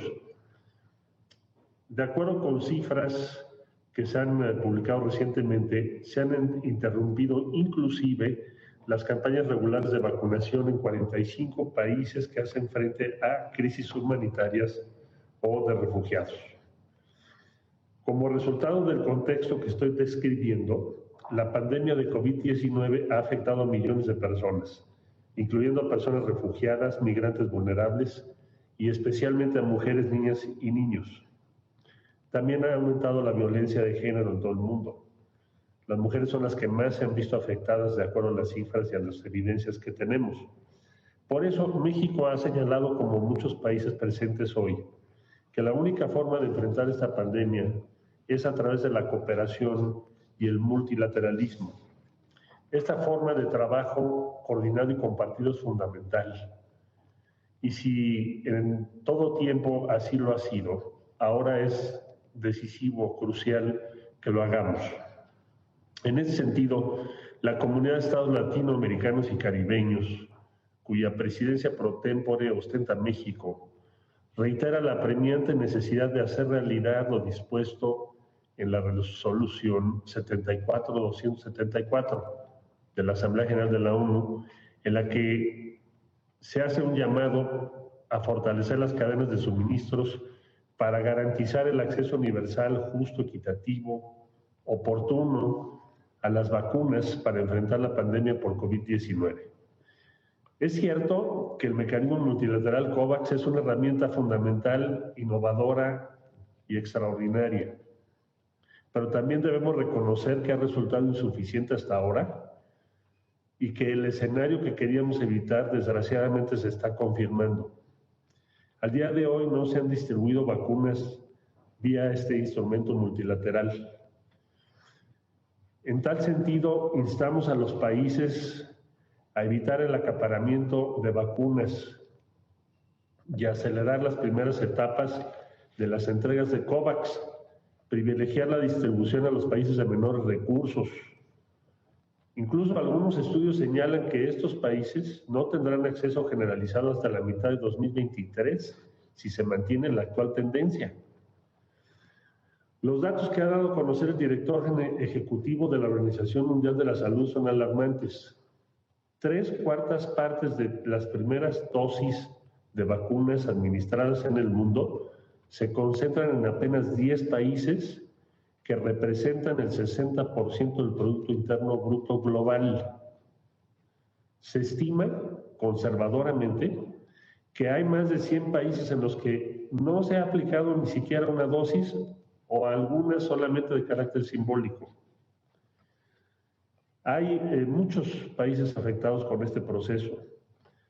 Lo que está ocurriendo hoy abre una enorme brecha entre ese pequeño grupo de países que mencioné y el resto de los países, el grueso de la comunidad internacional que no tiene acceso suficiente a las vacunas.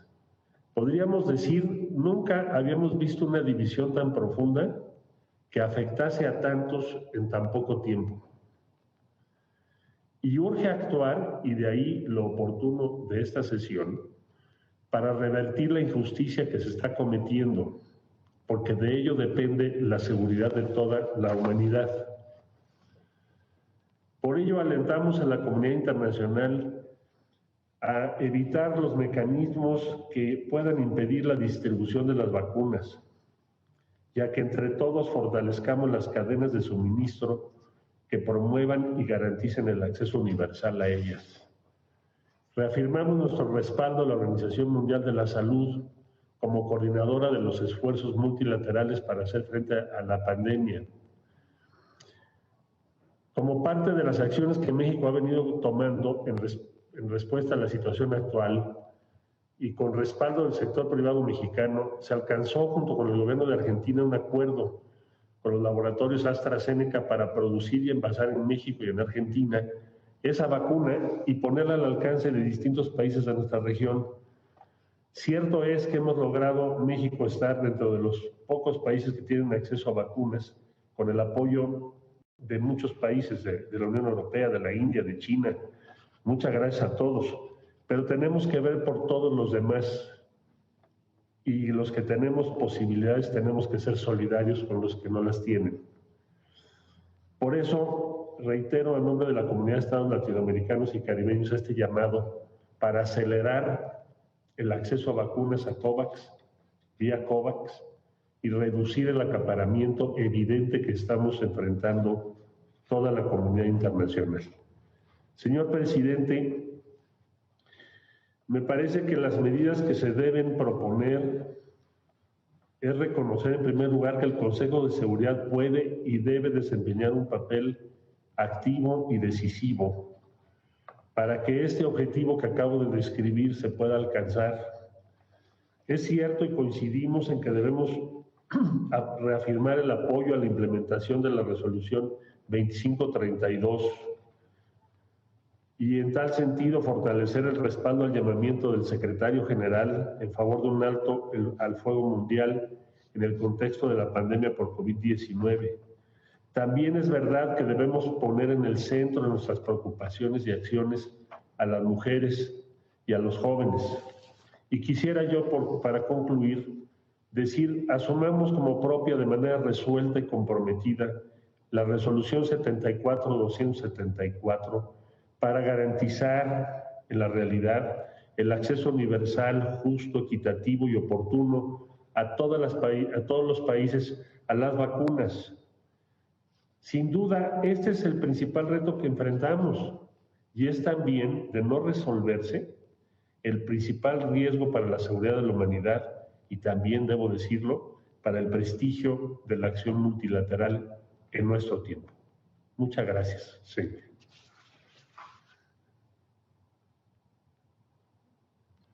Thank you so much, Your Excellency, for that contribution. And now I give the floor to Her Excellency, Ms. Ina Eriksen Søreide, Minister for Foreign Affairs of Norway. Ina, you have the floor. President, first of all, I would like to thank you personally, Dominic, for your engagement and the UK for organizing this very important debate. I would also like to thank the briefers The COVID-19 pandemic has really been a stress test of national and global health systems and our systems of governance. And it has led to the loss of more than 2 million lives and disrupted billions more. And now it's imperative that we as an international community and as the Security Council forge a united way forward. So I will focus my remarks on 3 key challenges where Norway encourages targeted action. First, we have to ensure equitable global access to COVID-19 vaccines. We see newly developed vaccines are being distributed as we speak. This is promising, but so far most of the vaccines have been made available to people in just a few high-income countries. We have to make vaccines available for all, including in areas affected by conflict and insecurity. The ACT-A partnership and its COVAX facility are the fundamentals in ensuring that all countries are included in our common fight to stop the pandemic. And as many of you know, Norway fully supports the important work of Gavi, CEPI, and the WHO in this effort. And we are proud to co-chair the Facilitation Council of the ACT Accelerator together with South Africa. The COVAX humanitarian buffer will be vital to be able to reach people living in contested areas or areas beyond the reach of national health authorities. That includes internally displaced persons, refugees, and migrants. Norway has so far contributed around $500 million to the ACT-A pillars alone with a focus on COVAX. And I strongly encourage more countries to contribute and to help close the COVAX funding gap. My second point is full and unimpeded humanitarian access that is essential for vaccines to reach the most vulnerable groups.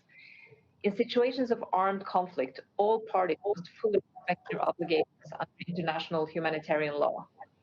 And attacks on medical facilities and personnel are unacceptable. Patients, health workers, and facilities have to be protected, and Security Council Resolution 2026 must be implemented.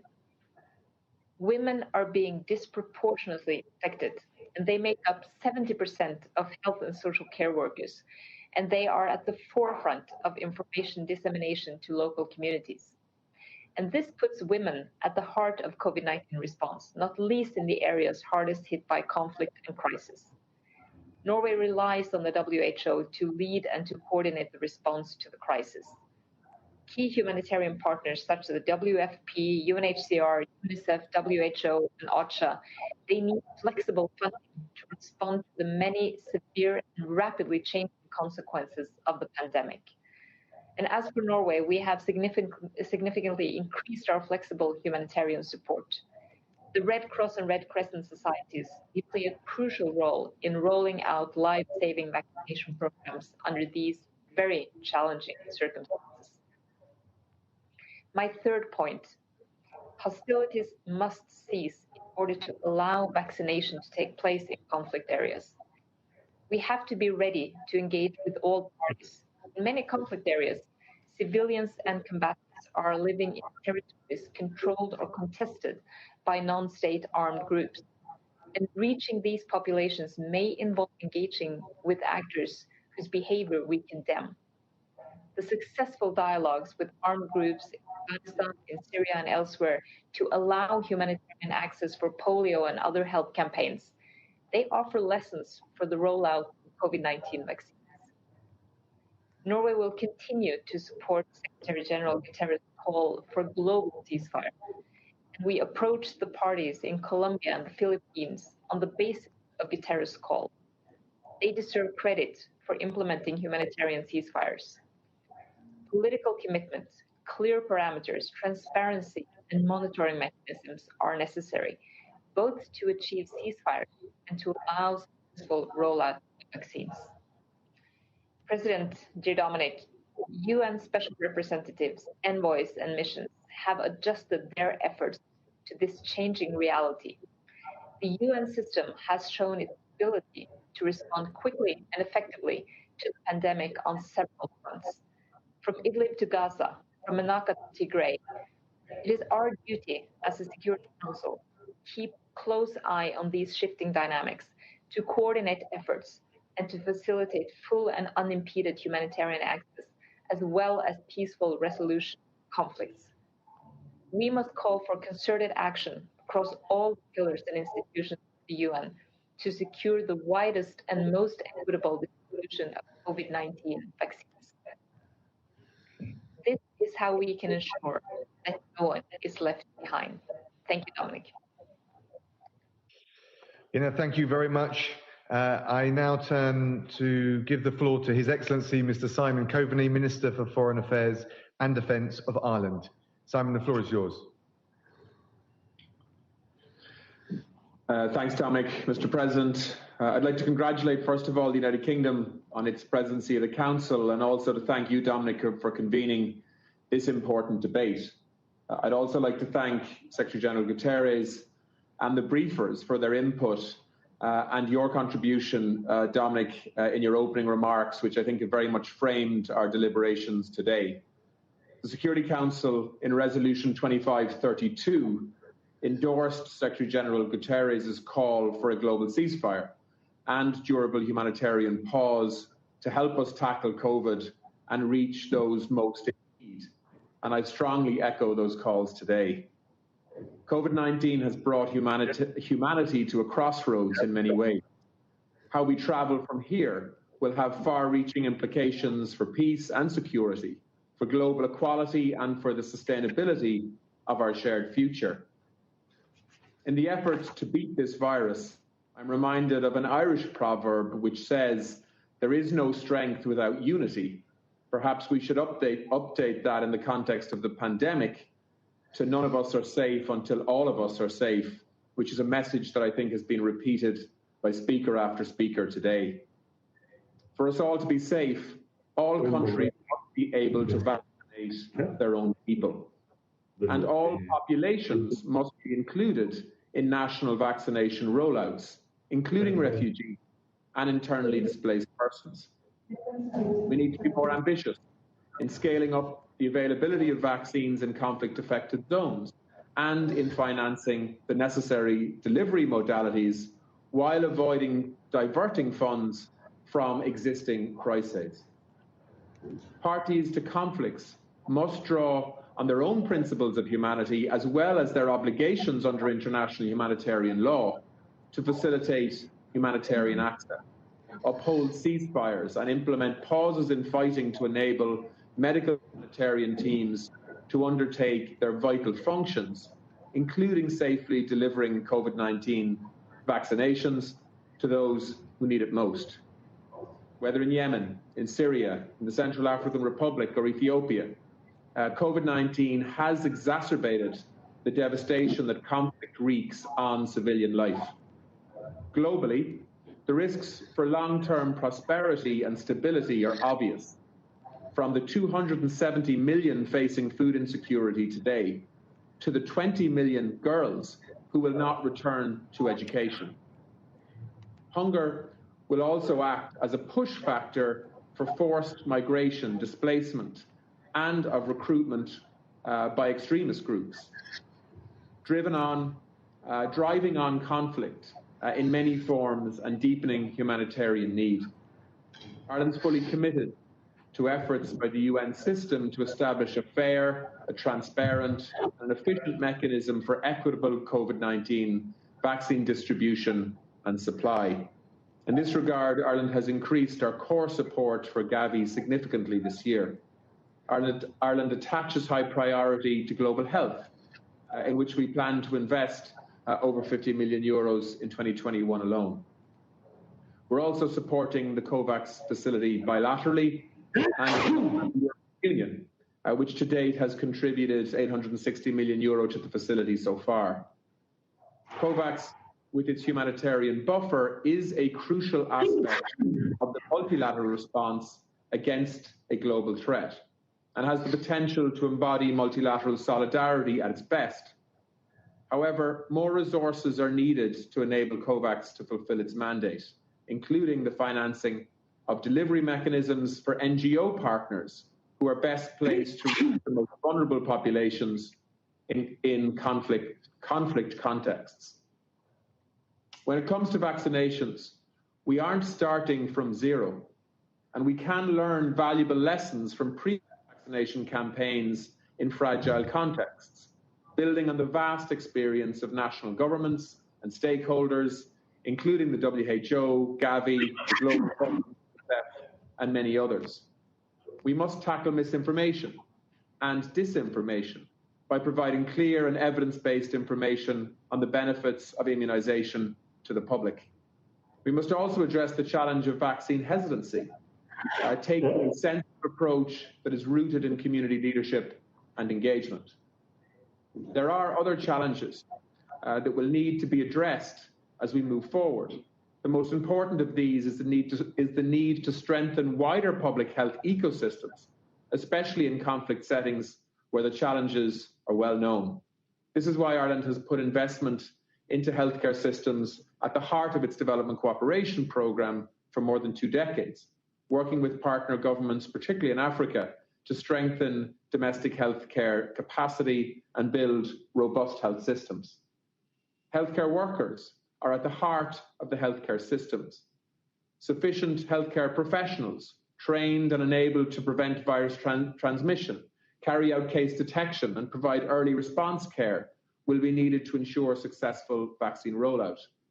There are also important vaccine logistical requirements to attend to, such as cold chain requirements, access to power and database management capabilities to ensure appropriate follow-up. Ensuring that developing countries can access vaccines appropriate for their contexts, especially for fragile contexts, will also be key. So only by ensuring these necessary conditions are in place can we ensure that vaccination in conflict settings can be successful. Failure to manage this effectively in many ways is unthinkable. It runs the risk of further loss of life, exacerbating local conflicts, wasting precious vaccine resources, and placing strain on the humanitarian system, which may hinder its ability to provide other urgent, life-saving support. The COVID-19 pandemic has highlighted the vulnerabilities of all of our societies to unforeseen threats and challenges. It has shown how a collective international response that mobilizes the best of humanity in science, research, and assistance can point to a much brighter future. We approach the fight against COVID in the way we approach many other challenges in that this Council addresses, by looking for ways to overcome division, pursue common solutions, and find ways to help those most in need. We will, of course, remain strongly supportive of all efforts by this Council to provide global leadership on this issue and others. Thank you, President. Thank you so much, Your Excellency. Thank you, Simon, for that contribution. And now I will turn to give the floor to His Excellency, Mr. Frank Riester, Minister Delegate for Foreign Trade and Economic Attractiveness for France. So you have the floor. Merci, Monsieur le Président du Conseil de sécurité, Mesdames et Messieurs les ministres. Je tiens tout d'abord à remercier le Royaume-Uni d'avoir organisé cette réunion. Je remercie également le secrétaire général ainsi que Henrietta Fore, Seth Berkeley et Yagan Chapagin pour leur présentation. L'adoption le 1er juillet 2020 de la résolution 2532 à l'initiative de la France et de la Tunisie avait marqué un moment important de notre mobilisation contre la pandémie du Covid-19. Nous devons poursuivre nos efforts. À cet égard, je voudrais rappeler que la cessation des hostilités est une condition indispensable pour lutter efficacement contre la pandémie. En dépit de certains progrès, nous l'avons vu, la situation reste très instable dans de nombreux pays.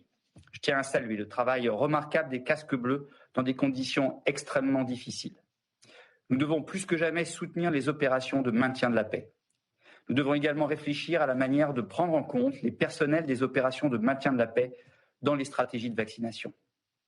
Un accès humanitaire sûr et sans entrave est également nécessaire pour faciliter le déroulement des campagnes de vaccination contre la Covid-19. La pandémie s'est accompagnée d'une hausse des attaques contre les personnels humanitaires et médicaux, ce qui est inacceptable. Les auteurs de ces crimes devront répondre de leurs actes devant la justice. La réunion d'aujourd'hui doit être aussi l'occasion d'évoquer la solidarité internationale dans la lutte mondiale contre la pandémie du Covid-19. Elle est une condition sine qua non d'une réponse efficace à la crise. Pour la France, La vaccination contre la Covid-19 doit être considérée comme un bien public mondial afin d'assurer un accès équitable et universel au vaccin, comme la communauté internationale l'a affirmé lors de la dernière Assemblée mondiale de la santé.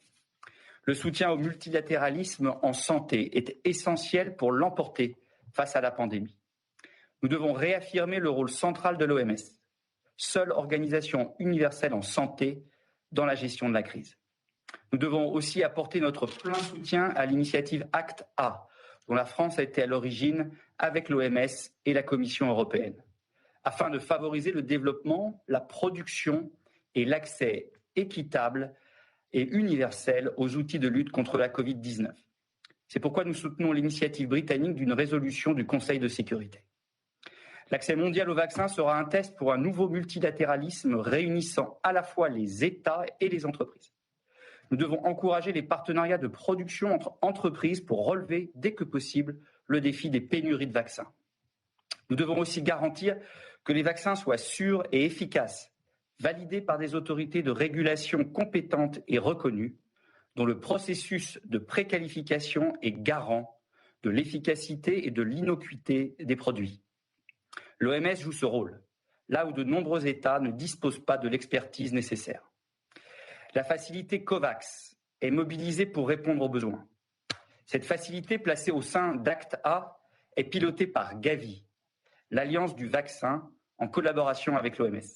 Soutenue depuis sa création par la France et l'Union européenne, la facilité COVAX a sécurisé pour 2021 l'accès de 92 pays à bas revenus et à revenus intermédiaires à 1,7 milliard de doses sur un total de 2,3 milliards de doses pour 191 pays.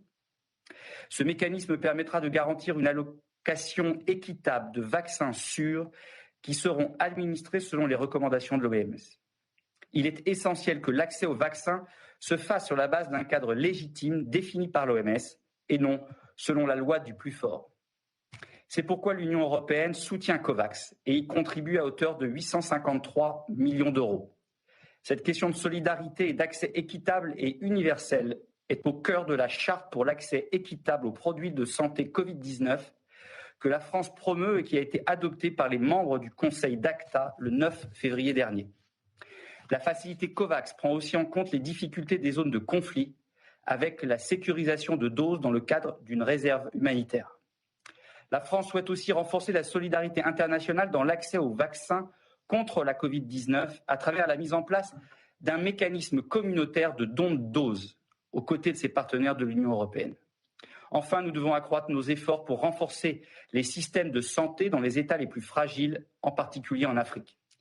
Sans système de santé résilient qui permettent de maintenir et améliorer l'accès effectif à des services de santé de qualité, nous ne pourrons pas combattre le virus.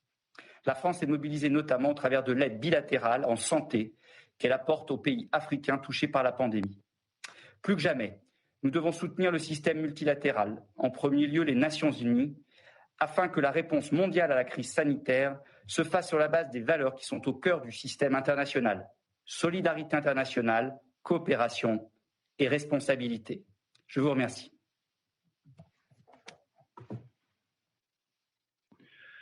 Thank you so much, Your Excellency, Mr. Reister, for your statement. Can I now turn to give the floor to Her Excellency, Ms. Rachel Omamo, Cabinet Secretary for Foreign Affairs for Kenya.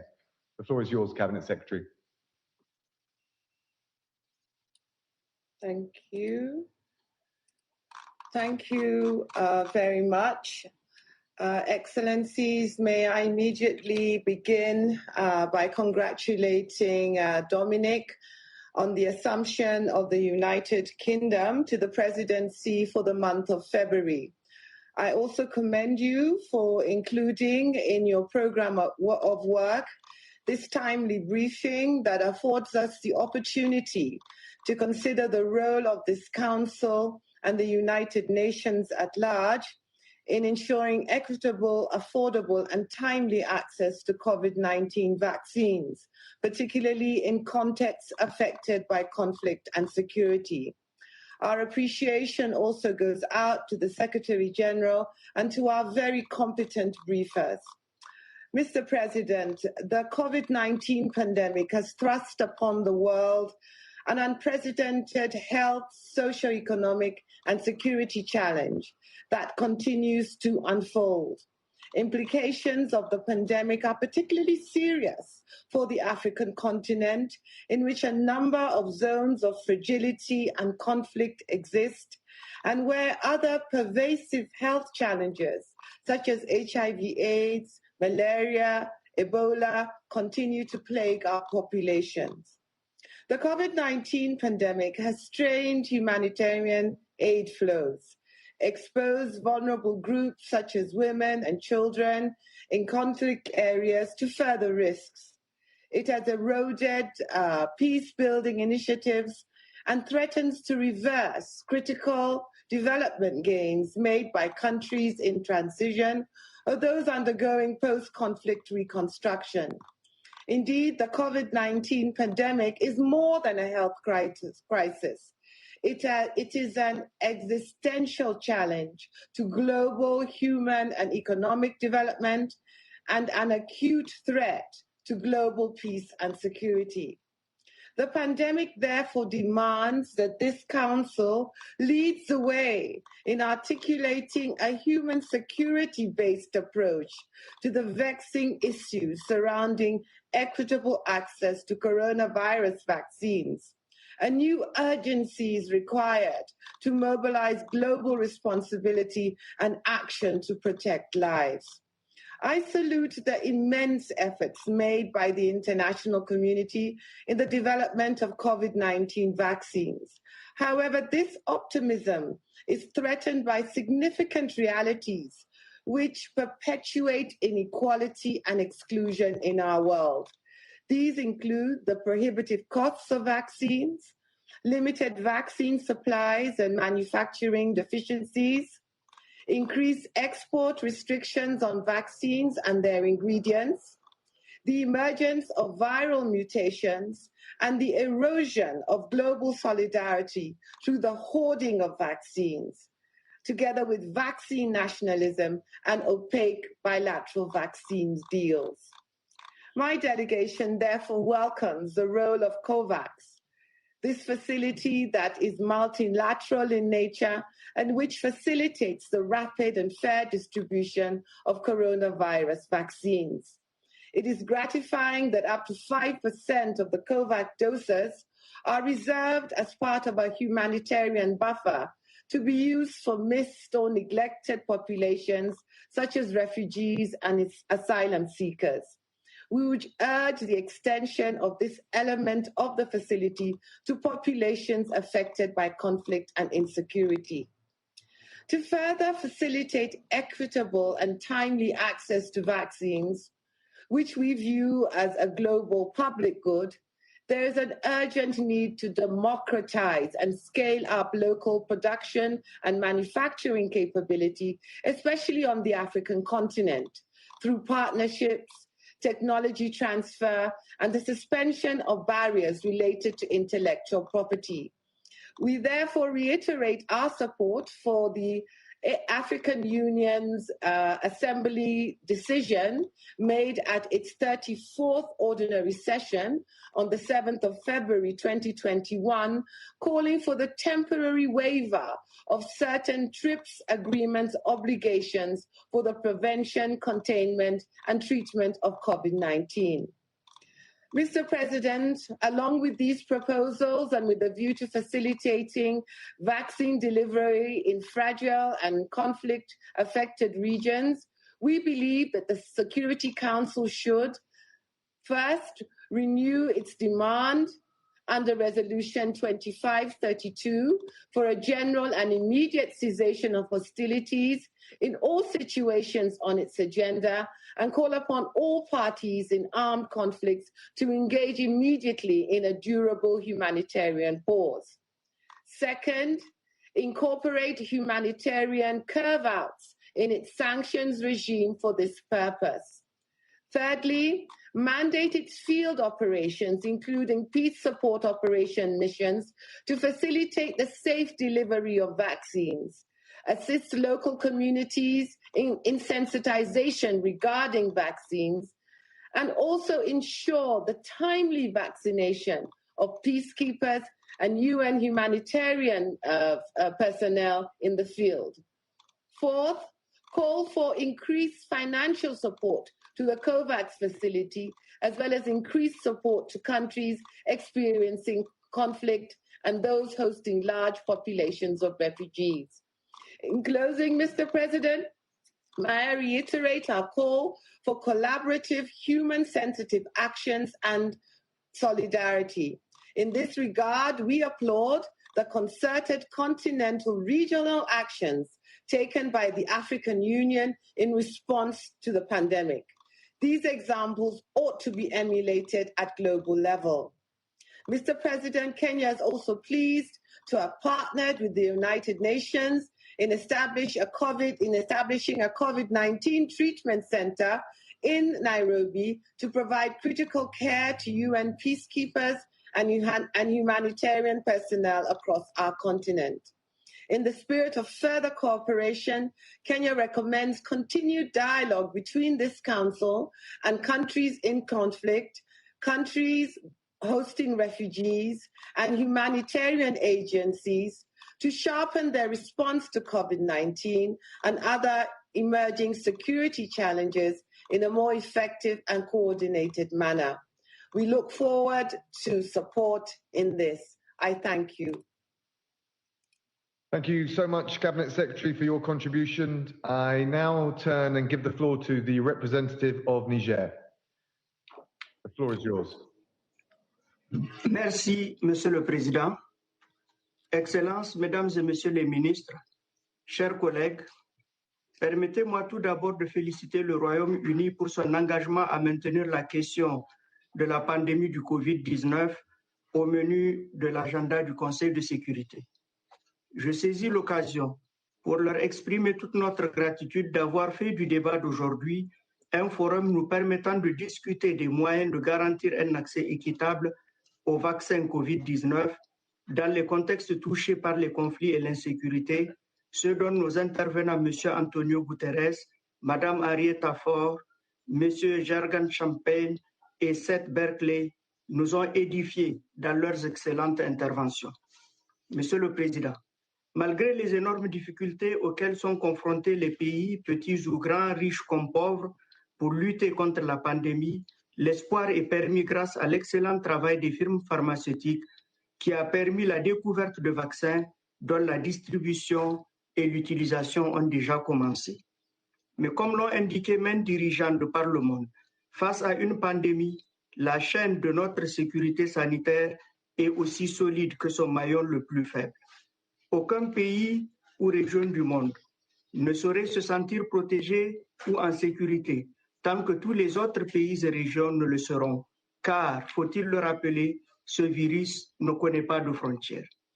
Il est donc impératif de veiller à ce que la distribution du vaccin ne donne lieu à des réponses sanitaires protectionnistes et contradictoires où certains pays feraient l'utilisation de ce bien commun comme un instrument servant à avancer leur vision hégémonique et autres sphères d'influence à lieu et place d'une réponse internationale coordonnée, inclusive et globale. À ce jour, il est estimé que les pays ne comptant que 16% de la population mondiale ont acheté 60% de l'approvisionnement mondial en vaccins. Cette pénurie artificielle, comme l'a si bien qualifié le directeur général de l'Organisation mondiale de la santé, met à mal les efforts de nombreux pays, surtout ceux en zone de conflit, à répondre aux impératifs du droit international humanitaire, notamment l'obligation de prévenir et de contrôler les épidémies et de garantir l'accès aux soins de santé, dont les vaccinations sans discrimination. C'est le moment ici de saluer les efforts de cette organisation en vue d'établir un tampon humanitaire garantissant que jusqu'à 5% des doses du vaccin Covid achetées par l'intermédiaire de la facilité COVAX servent de stock de réserve pour les populations nécessiteuses ou en zone de conflit, notamment les déplacés internes, les migrants, les demandeurs d'asile et autres. Ma délégation soutient cette initiative à travers laquelle les pays africains pourront se procurer des quantités suffisantes de vaccins à des prix abordables. Monsieur le Président, nonobstant les efforts des chefs d'État et de gouvernement de l'Union africaine à travers la mise en place d'un processus d'approvisionnement en vaccins grâce à la facilité COVAX qui se base sur les initiatives déjà prises par les États membres et par la communauté internationale, beaucoup reste à faire afin de garantir un accès complet aux vaccins pour les populations vulnérables dans les situations de conflit et de fragilité. Pour que cet accès soit effectif, le moment est venu de traduire par les actes ce que doit être la vraie solidarité humaine. Monsieur le Président, garantir que les personnes vivant dans des situations de conflit et de fragilité reçoivent les vaccins COVID-19 et ne soient pas laissés pour compte par les programmes de vaccination nationaux et internationaux nécessite que l'on puisse surmonter les principaux obstacles à la fourniture de vaccins dans ces pays à travers une préparation adéquate. Le Conseil, avec lui la communauté internationale, doit s'engager résolument dans la guerre contre cette pandémie qui constitue une véritable menace à la paix et à la sécurité internationale. Nous devons aussi nous atteler à tirer profit de l'expérience acquise par certains pays, notamment dans le cadre de la lutte contre la maladie à virus Ebola. À cet égard, la mise en place de mesures fortes pour assurer la disponibilité de fournitures médicales essentielles, notamment le matériel de laboratoire, les équipements de protection individuelle et les tests, est un hommage à l'expérience que ces pays et au-delà la communauté internationale ont tirée de la crise d'Ebola.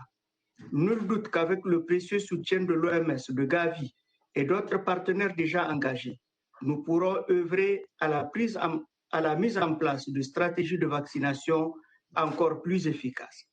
Tout aussi importante est l'attention qui doit être accordée à la campagne de sensibilisation entreprise par les différents gouvernements en vue de créer un climat de confiance et de surmonter la méfiance à l'égard des vaccins. À cet effet, l'implication des jeunes et des femmes, du secteur privé, de la société civile et des chefs traditionnels et religieux dans la conception et l'élaboration des plans de communication est plus que nécessaire.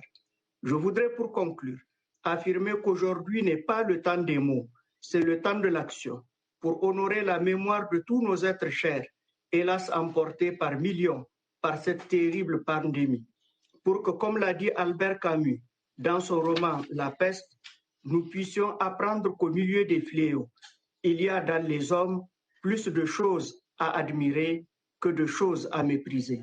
Je vous remercie, Monsieur le Président. Thank you so much for your contribution and the interlude to Albert Camus. I will now give the floor to the representative of the Russian Federation. Over to you, sir. Благодарю вас, господин председатель. Благодарю вас, господин председатель. Мы благодарим докладчиков за предоставленную информацию. Признательны британскому председательству за организацию сегодняшнего мероприятия по вопросам, связанным с борьбой против пандемии новой коронавирусной инфекции. Один из ключевых элементов данной борьбы – это обеспечение справедливого всеобщего доступа к вакцинам от COVID-19, для чего требуется сформировать портфель эффективных и безопасных препаратов, помочь заинтересованным странам-членам в доставке вакцин нуждающимся. На наш взгляд, большая часть этих вопросов входит в прерогативы профильных структур системы ООН, прежде всего Всемирной организации здравоохранения, Генассамблеи и ЭКОСОС. Исходим из того, что обобщенная дискуссия по этой теме выходит за рамки компетенции Совета Безопасности. Тем не менее, готовы обсудить ход выполнения резолюции Совета Безопасности 2532 в контексте того, чем занимается Совет. Господин председатель, пандемия COVID-19 стала суровым испытанием для всех нас, продемонстрировав невозможность обеспечить эпидемиологическое благополучие в отдельно взятой стране и важность соответствующих коллективных усилий на международном уровне. В этом контексте Россия поддерживает центральную роль ВОЗ как многостороннего механизма по координации глобального реагирования на чрезвычайные ситуации в области здравоохранения при уважении суверенитета стран-членов. К сожалению, вспышка заболевания во всемирном масштабе не обошла стороной государства, находящиеся в ситуации вооруженного конфликта, для которых эпидемия рискует усугубить и без того серьезные гуманитарные последствия.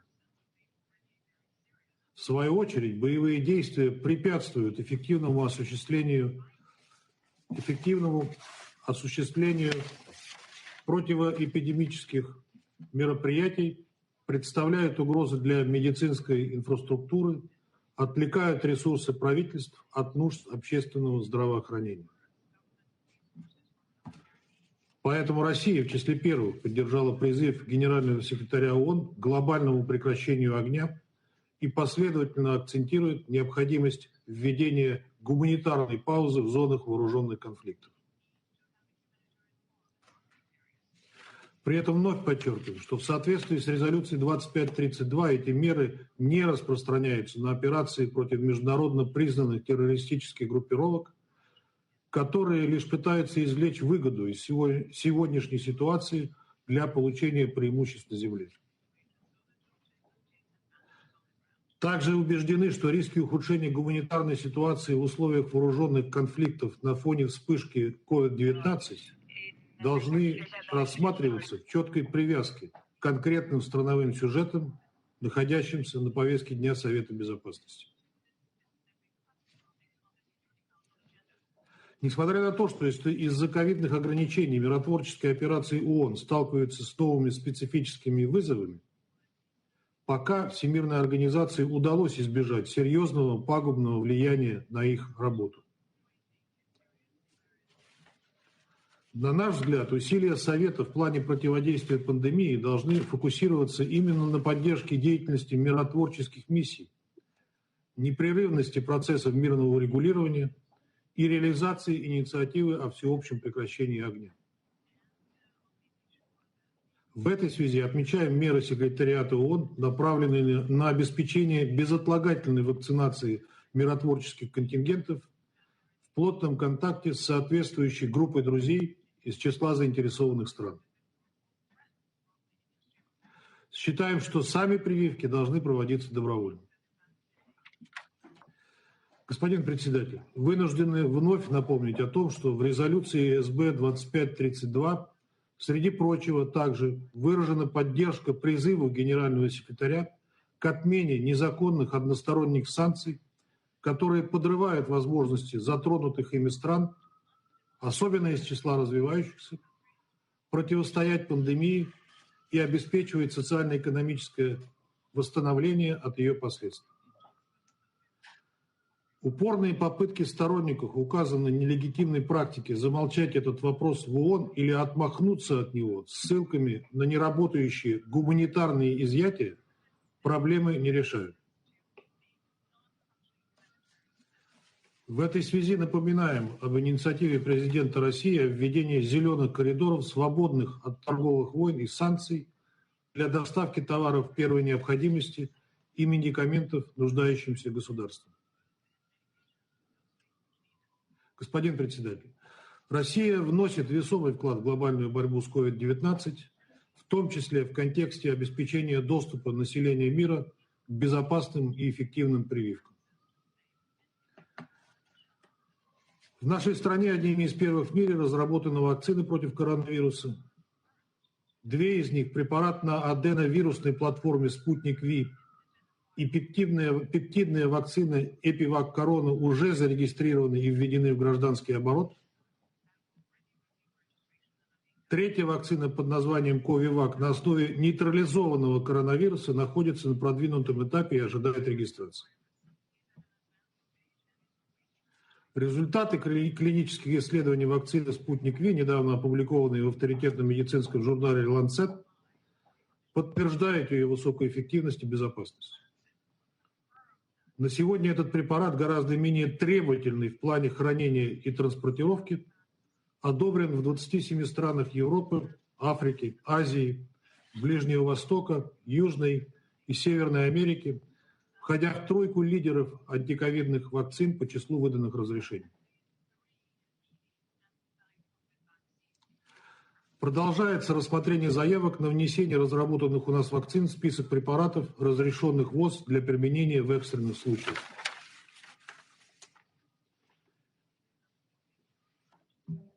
И, конечно, мы не можем не согласиться и разделяем призыв госсекретаря Блинкена о недопустимости вакцинной дефамации и необходимости объединения усилий. Россия оказывала и оказывает помощь в борьбе с пандемией, направив порядка 20 медицинских миссий в 15 стран, передав тест-системы в 50 государств, а также безвозмездно поставив тысячи единиц медоборудования и миллионы единиц средств индивидуальной защиты. Продолжаем контакты с инициативой по ускорению доступа к средствам для борьбы с COVID-19. Мы открыты к сотрудничеству с заинтересованными партнерами для повышения доступности отечественных вакцин, лекарств и средств индивидуальной защиты путем локализации производства, готовы и к другим видам международного взаимодействия для совместной борьбы с пандемией. Подытоживая, отмечаем широкое единство членов Совета Безопасности вокруг темы объединения усилий в этой сфере, а также против злоупотребления вакциной в каких-либо целях.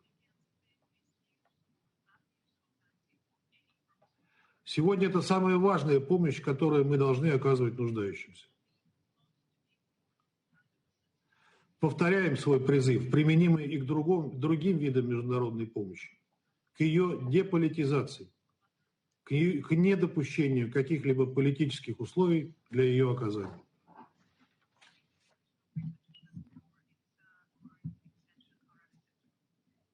Благодарю вас. Well, thank you very much, representative of the Russian Federation. Now, colleagues, before concluding the meeting, I think I again want to reiterate the thanks that so many have already expressed for our briefers, but also just turn to them to give them just a last opportunity to provide any further comments or raise any specific points raised by council members during this debate. So let me just first of all offer the floor to Ms. Henrietta Fore.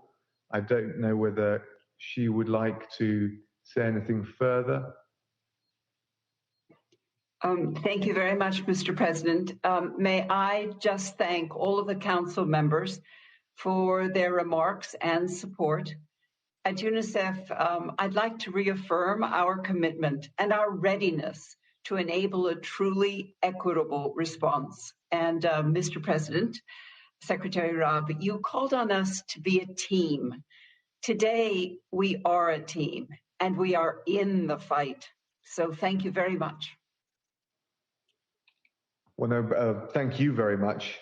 Now let me also turn to give the floor one last time to Mr. Jagan Chapgayan. Would you like to say anything further, sir? Yes, thank you. Thank you, Minister Raab, and thank you for this opportunity. Also, on behalf of the 14 million Red Cross Red Crescent volunteers who are actually in the front line, really supporting this pandemic, but also many other humanitarian crises. I think they would be very happy that their voice was heard by the Security Council today. What we say here today really matters. What we do after today matters. Our ability to respond effectively to this pandemic and indeed to future health emergencies relies heavily on how much we are trusted as member states and also as humanitarian groups. We will be trusted if we consistently demonstrate our willingness to listen and beyond that to act on what we learn. We need to counteract the voices of cynicism and misinformation that are too often dominating community discussion about COVID-19. We also need to deliver on the promise we have all made to ensure equity in the distribution of COVID-19 vaccine, and I join Henrietta in reaffirming that commitment. I think people see this, if we are meeting those commitments or not. They recognize the inherent unfairness, and they will judge us unless we deliver on the fairness that they need, and that coincidentally is the only means of effectively ending this pandemic. Finally, let me again recognize the tremendous courage and dedication of all frontline healthcare workers, including the millions of volunteers who have given of themselves to support our collective efforts. Let's celebrate them by ensuring that they are safe and protected. They must not be left to deal with the often violent consequences of the mistrust and inequity that has too often defined this pandemic. Thank you, Mr. President. Thank you so much. Now let me offer Dr. Barkley the opportunity for any further reflections. So I'd like to join my fellow panelists and congratulate President Raab and the UK for this first ever Security Council briefing on vaccines. Extraordinary. And I think we as a world have to celebrate the amazing science. The world came together 326 days from the publishing of the genome to the first approved product. And so I think this is miraculous. I was so happy to hear the consensus on the importance of global equitable access, including in humanitarian setting, by every speaker. I also was pleased to hear about the new level of multilateralism required, even a new multilateralism. I certainly am proud that 190 countries have come together to work together, and I really appreciate all the support from members towards COVAX were that described here. I also really appreciated to hear the support for restoring routine vaccines to prevent parallel epidemics, but as well as strengthening resilient health systems, not just for this epidemic, but for future epidemics. For me, it's critical that members of this august body not only provide the necessary financial support that was discussed, but the political leadership to put pressures on countries to work together on equitable access, including in humanitarian settings, and put pressure and incentives to companies to maximize volumes of productions of vaccines through tech transfer and strengthening facilities.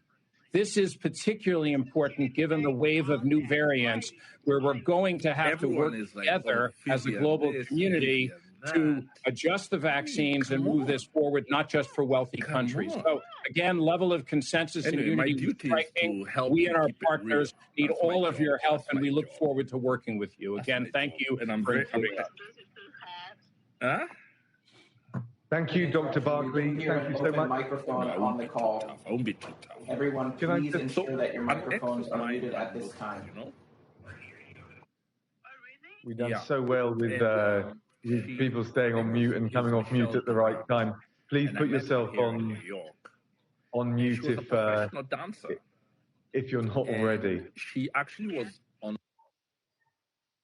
Very good. Thank you very much. Can I thank all of our excellent briefers? I think they've done a great job for us today, and there are no more names inscribed on the list of speakers. So I would just like to close by thanking again every one of the distinguished participants who have joined us today. I want to thank the member states, the regional groupings who have also, on top of the contributions we've had here, have also submitted written statements. We've had some very powerful contributions, and I think overall a real clarion call to action, which we must now take forward. I should also say that any further statements that we get by the end of the day will form part of the record. So please do put them in if there are any that are poised to be concluded. I think overall, finally, I would just say that having listened to members' statements very carefully, I think we're all seized of the importance of the issues and, in fairness, the challenges that we face today. And what's really important now is that our actions match the seriousness of the moment. So I'm looking forward very much to working with all of you to deliver on this, to pass this resolution and to take all of the other necessary steps that we need to take to make sure that no one is left behind as we come out of this pandemic. I think that the world rightly looks to the United Nations at moments like this, and we must deliver. The UK will play its full part, its full role in that effort, but I think we're all clear that this is going to be a team effort. So again, thank you all so much for your contributions, and I look forward to working with you in the weeks and months ahead. The meeting is adjourned.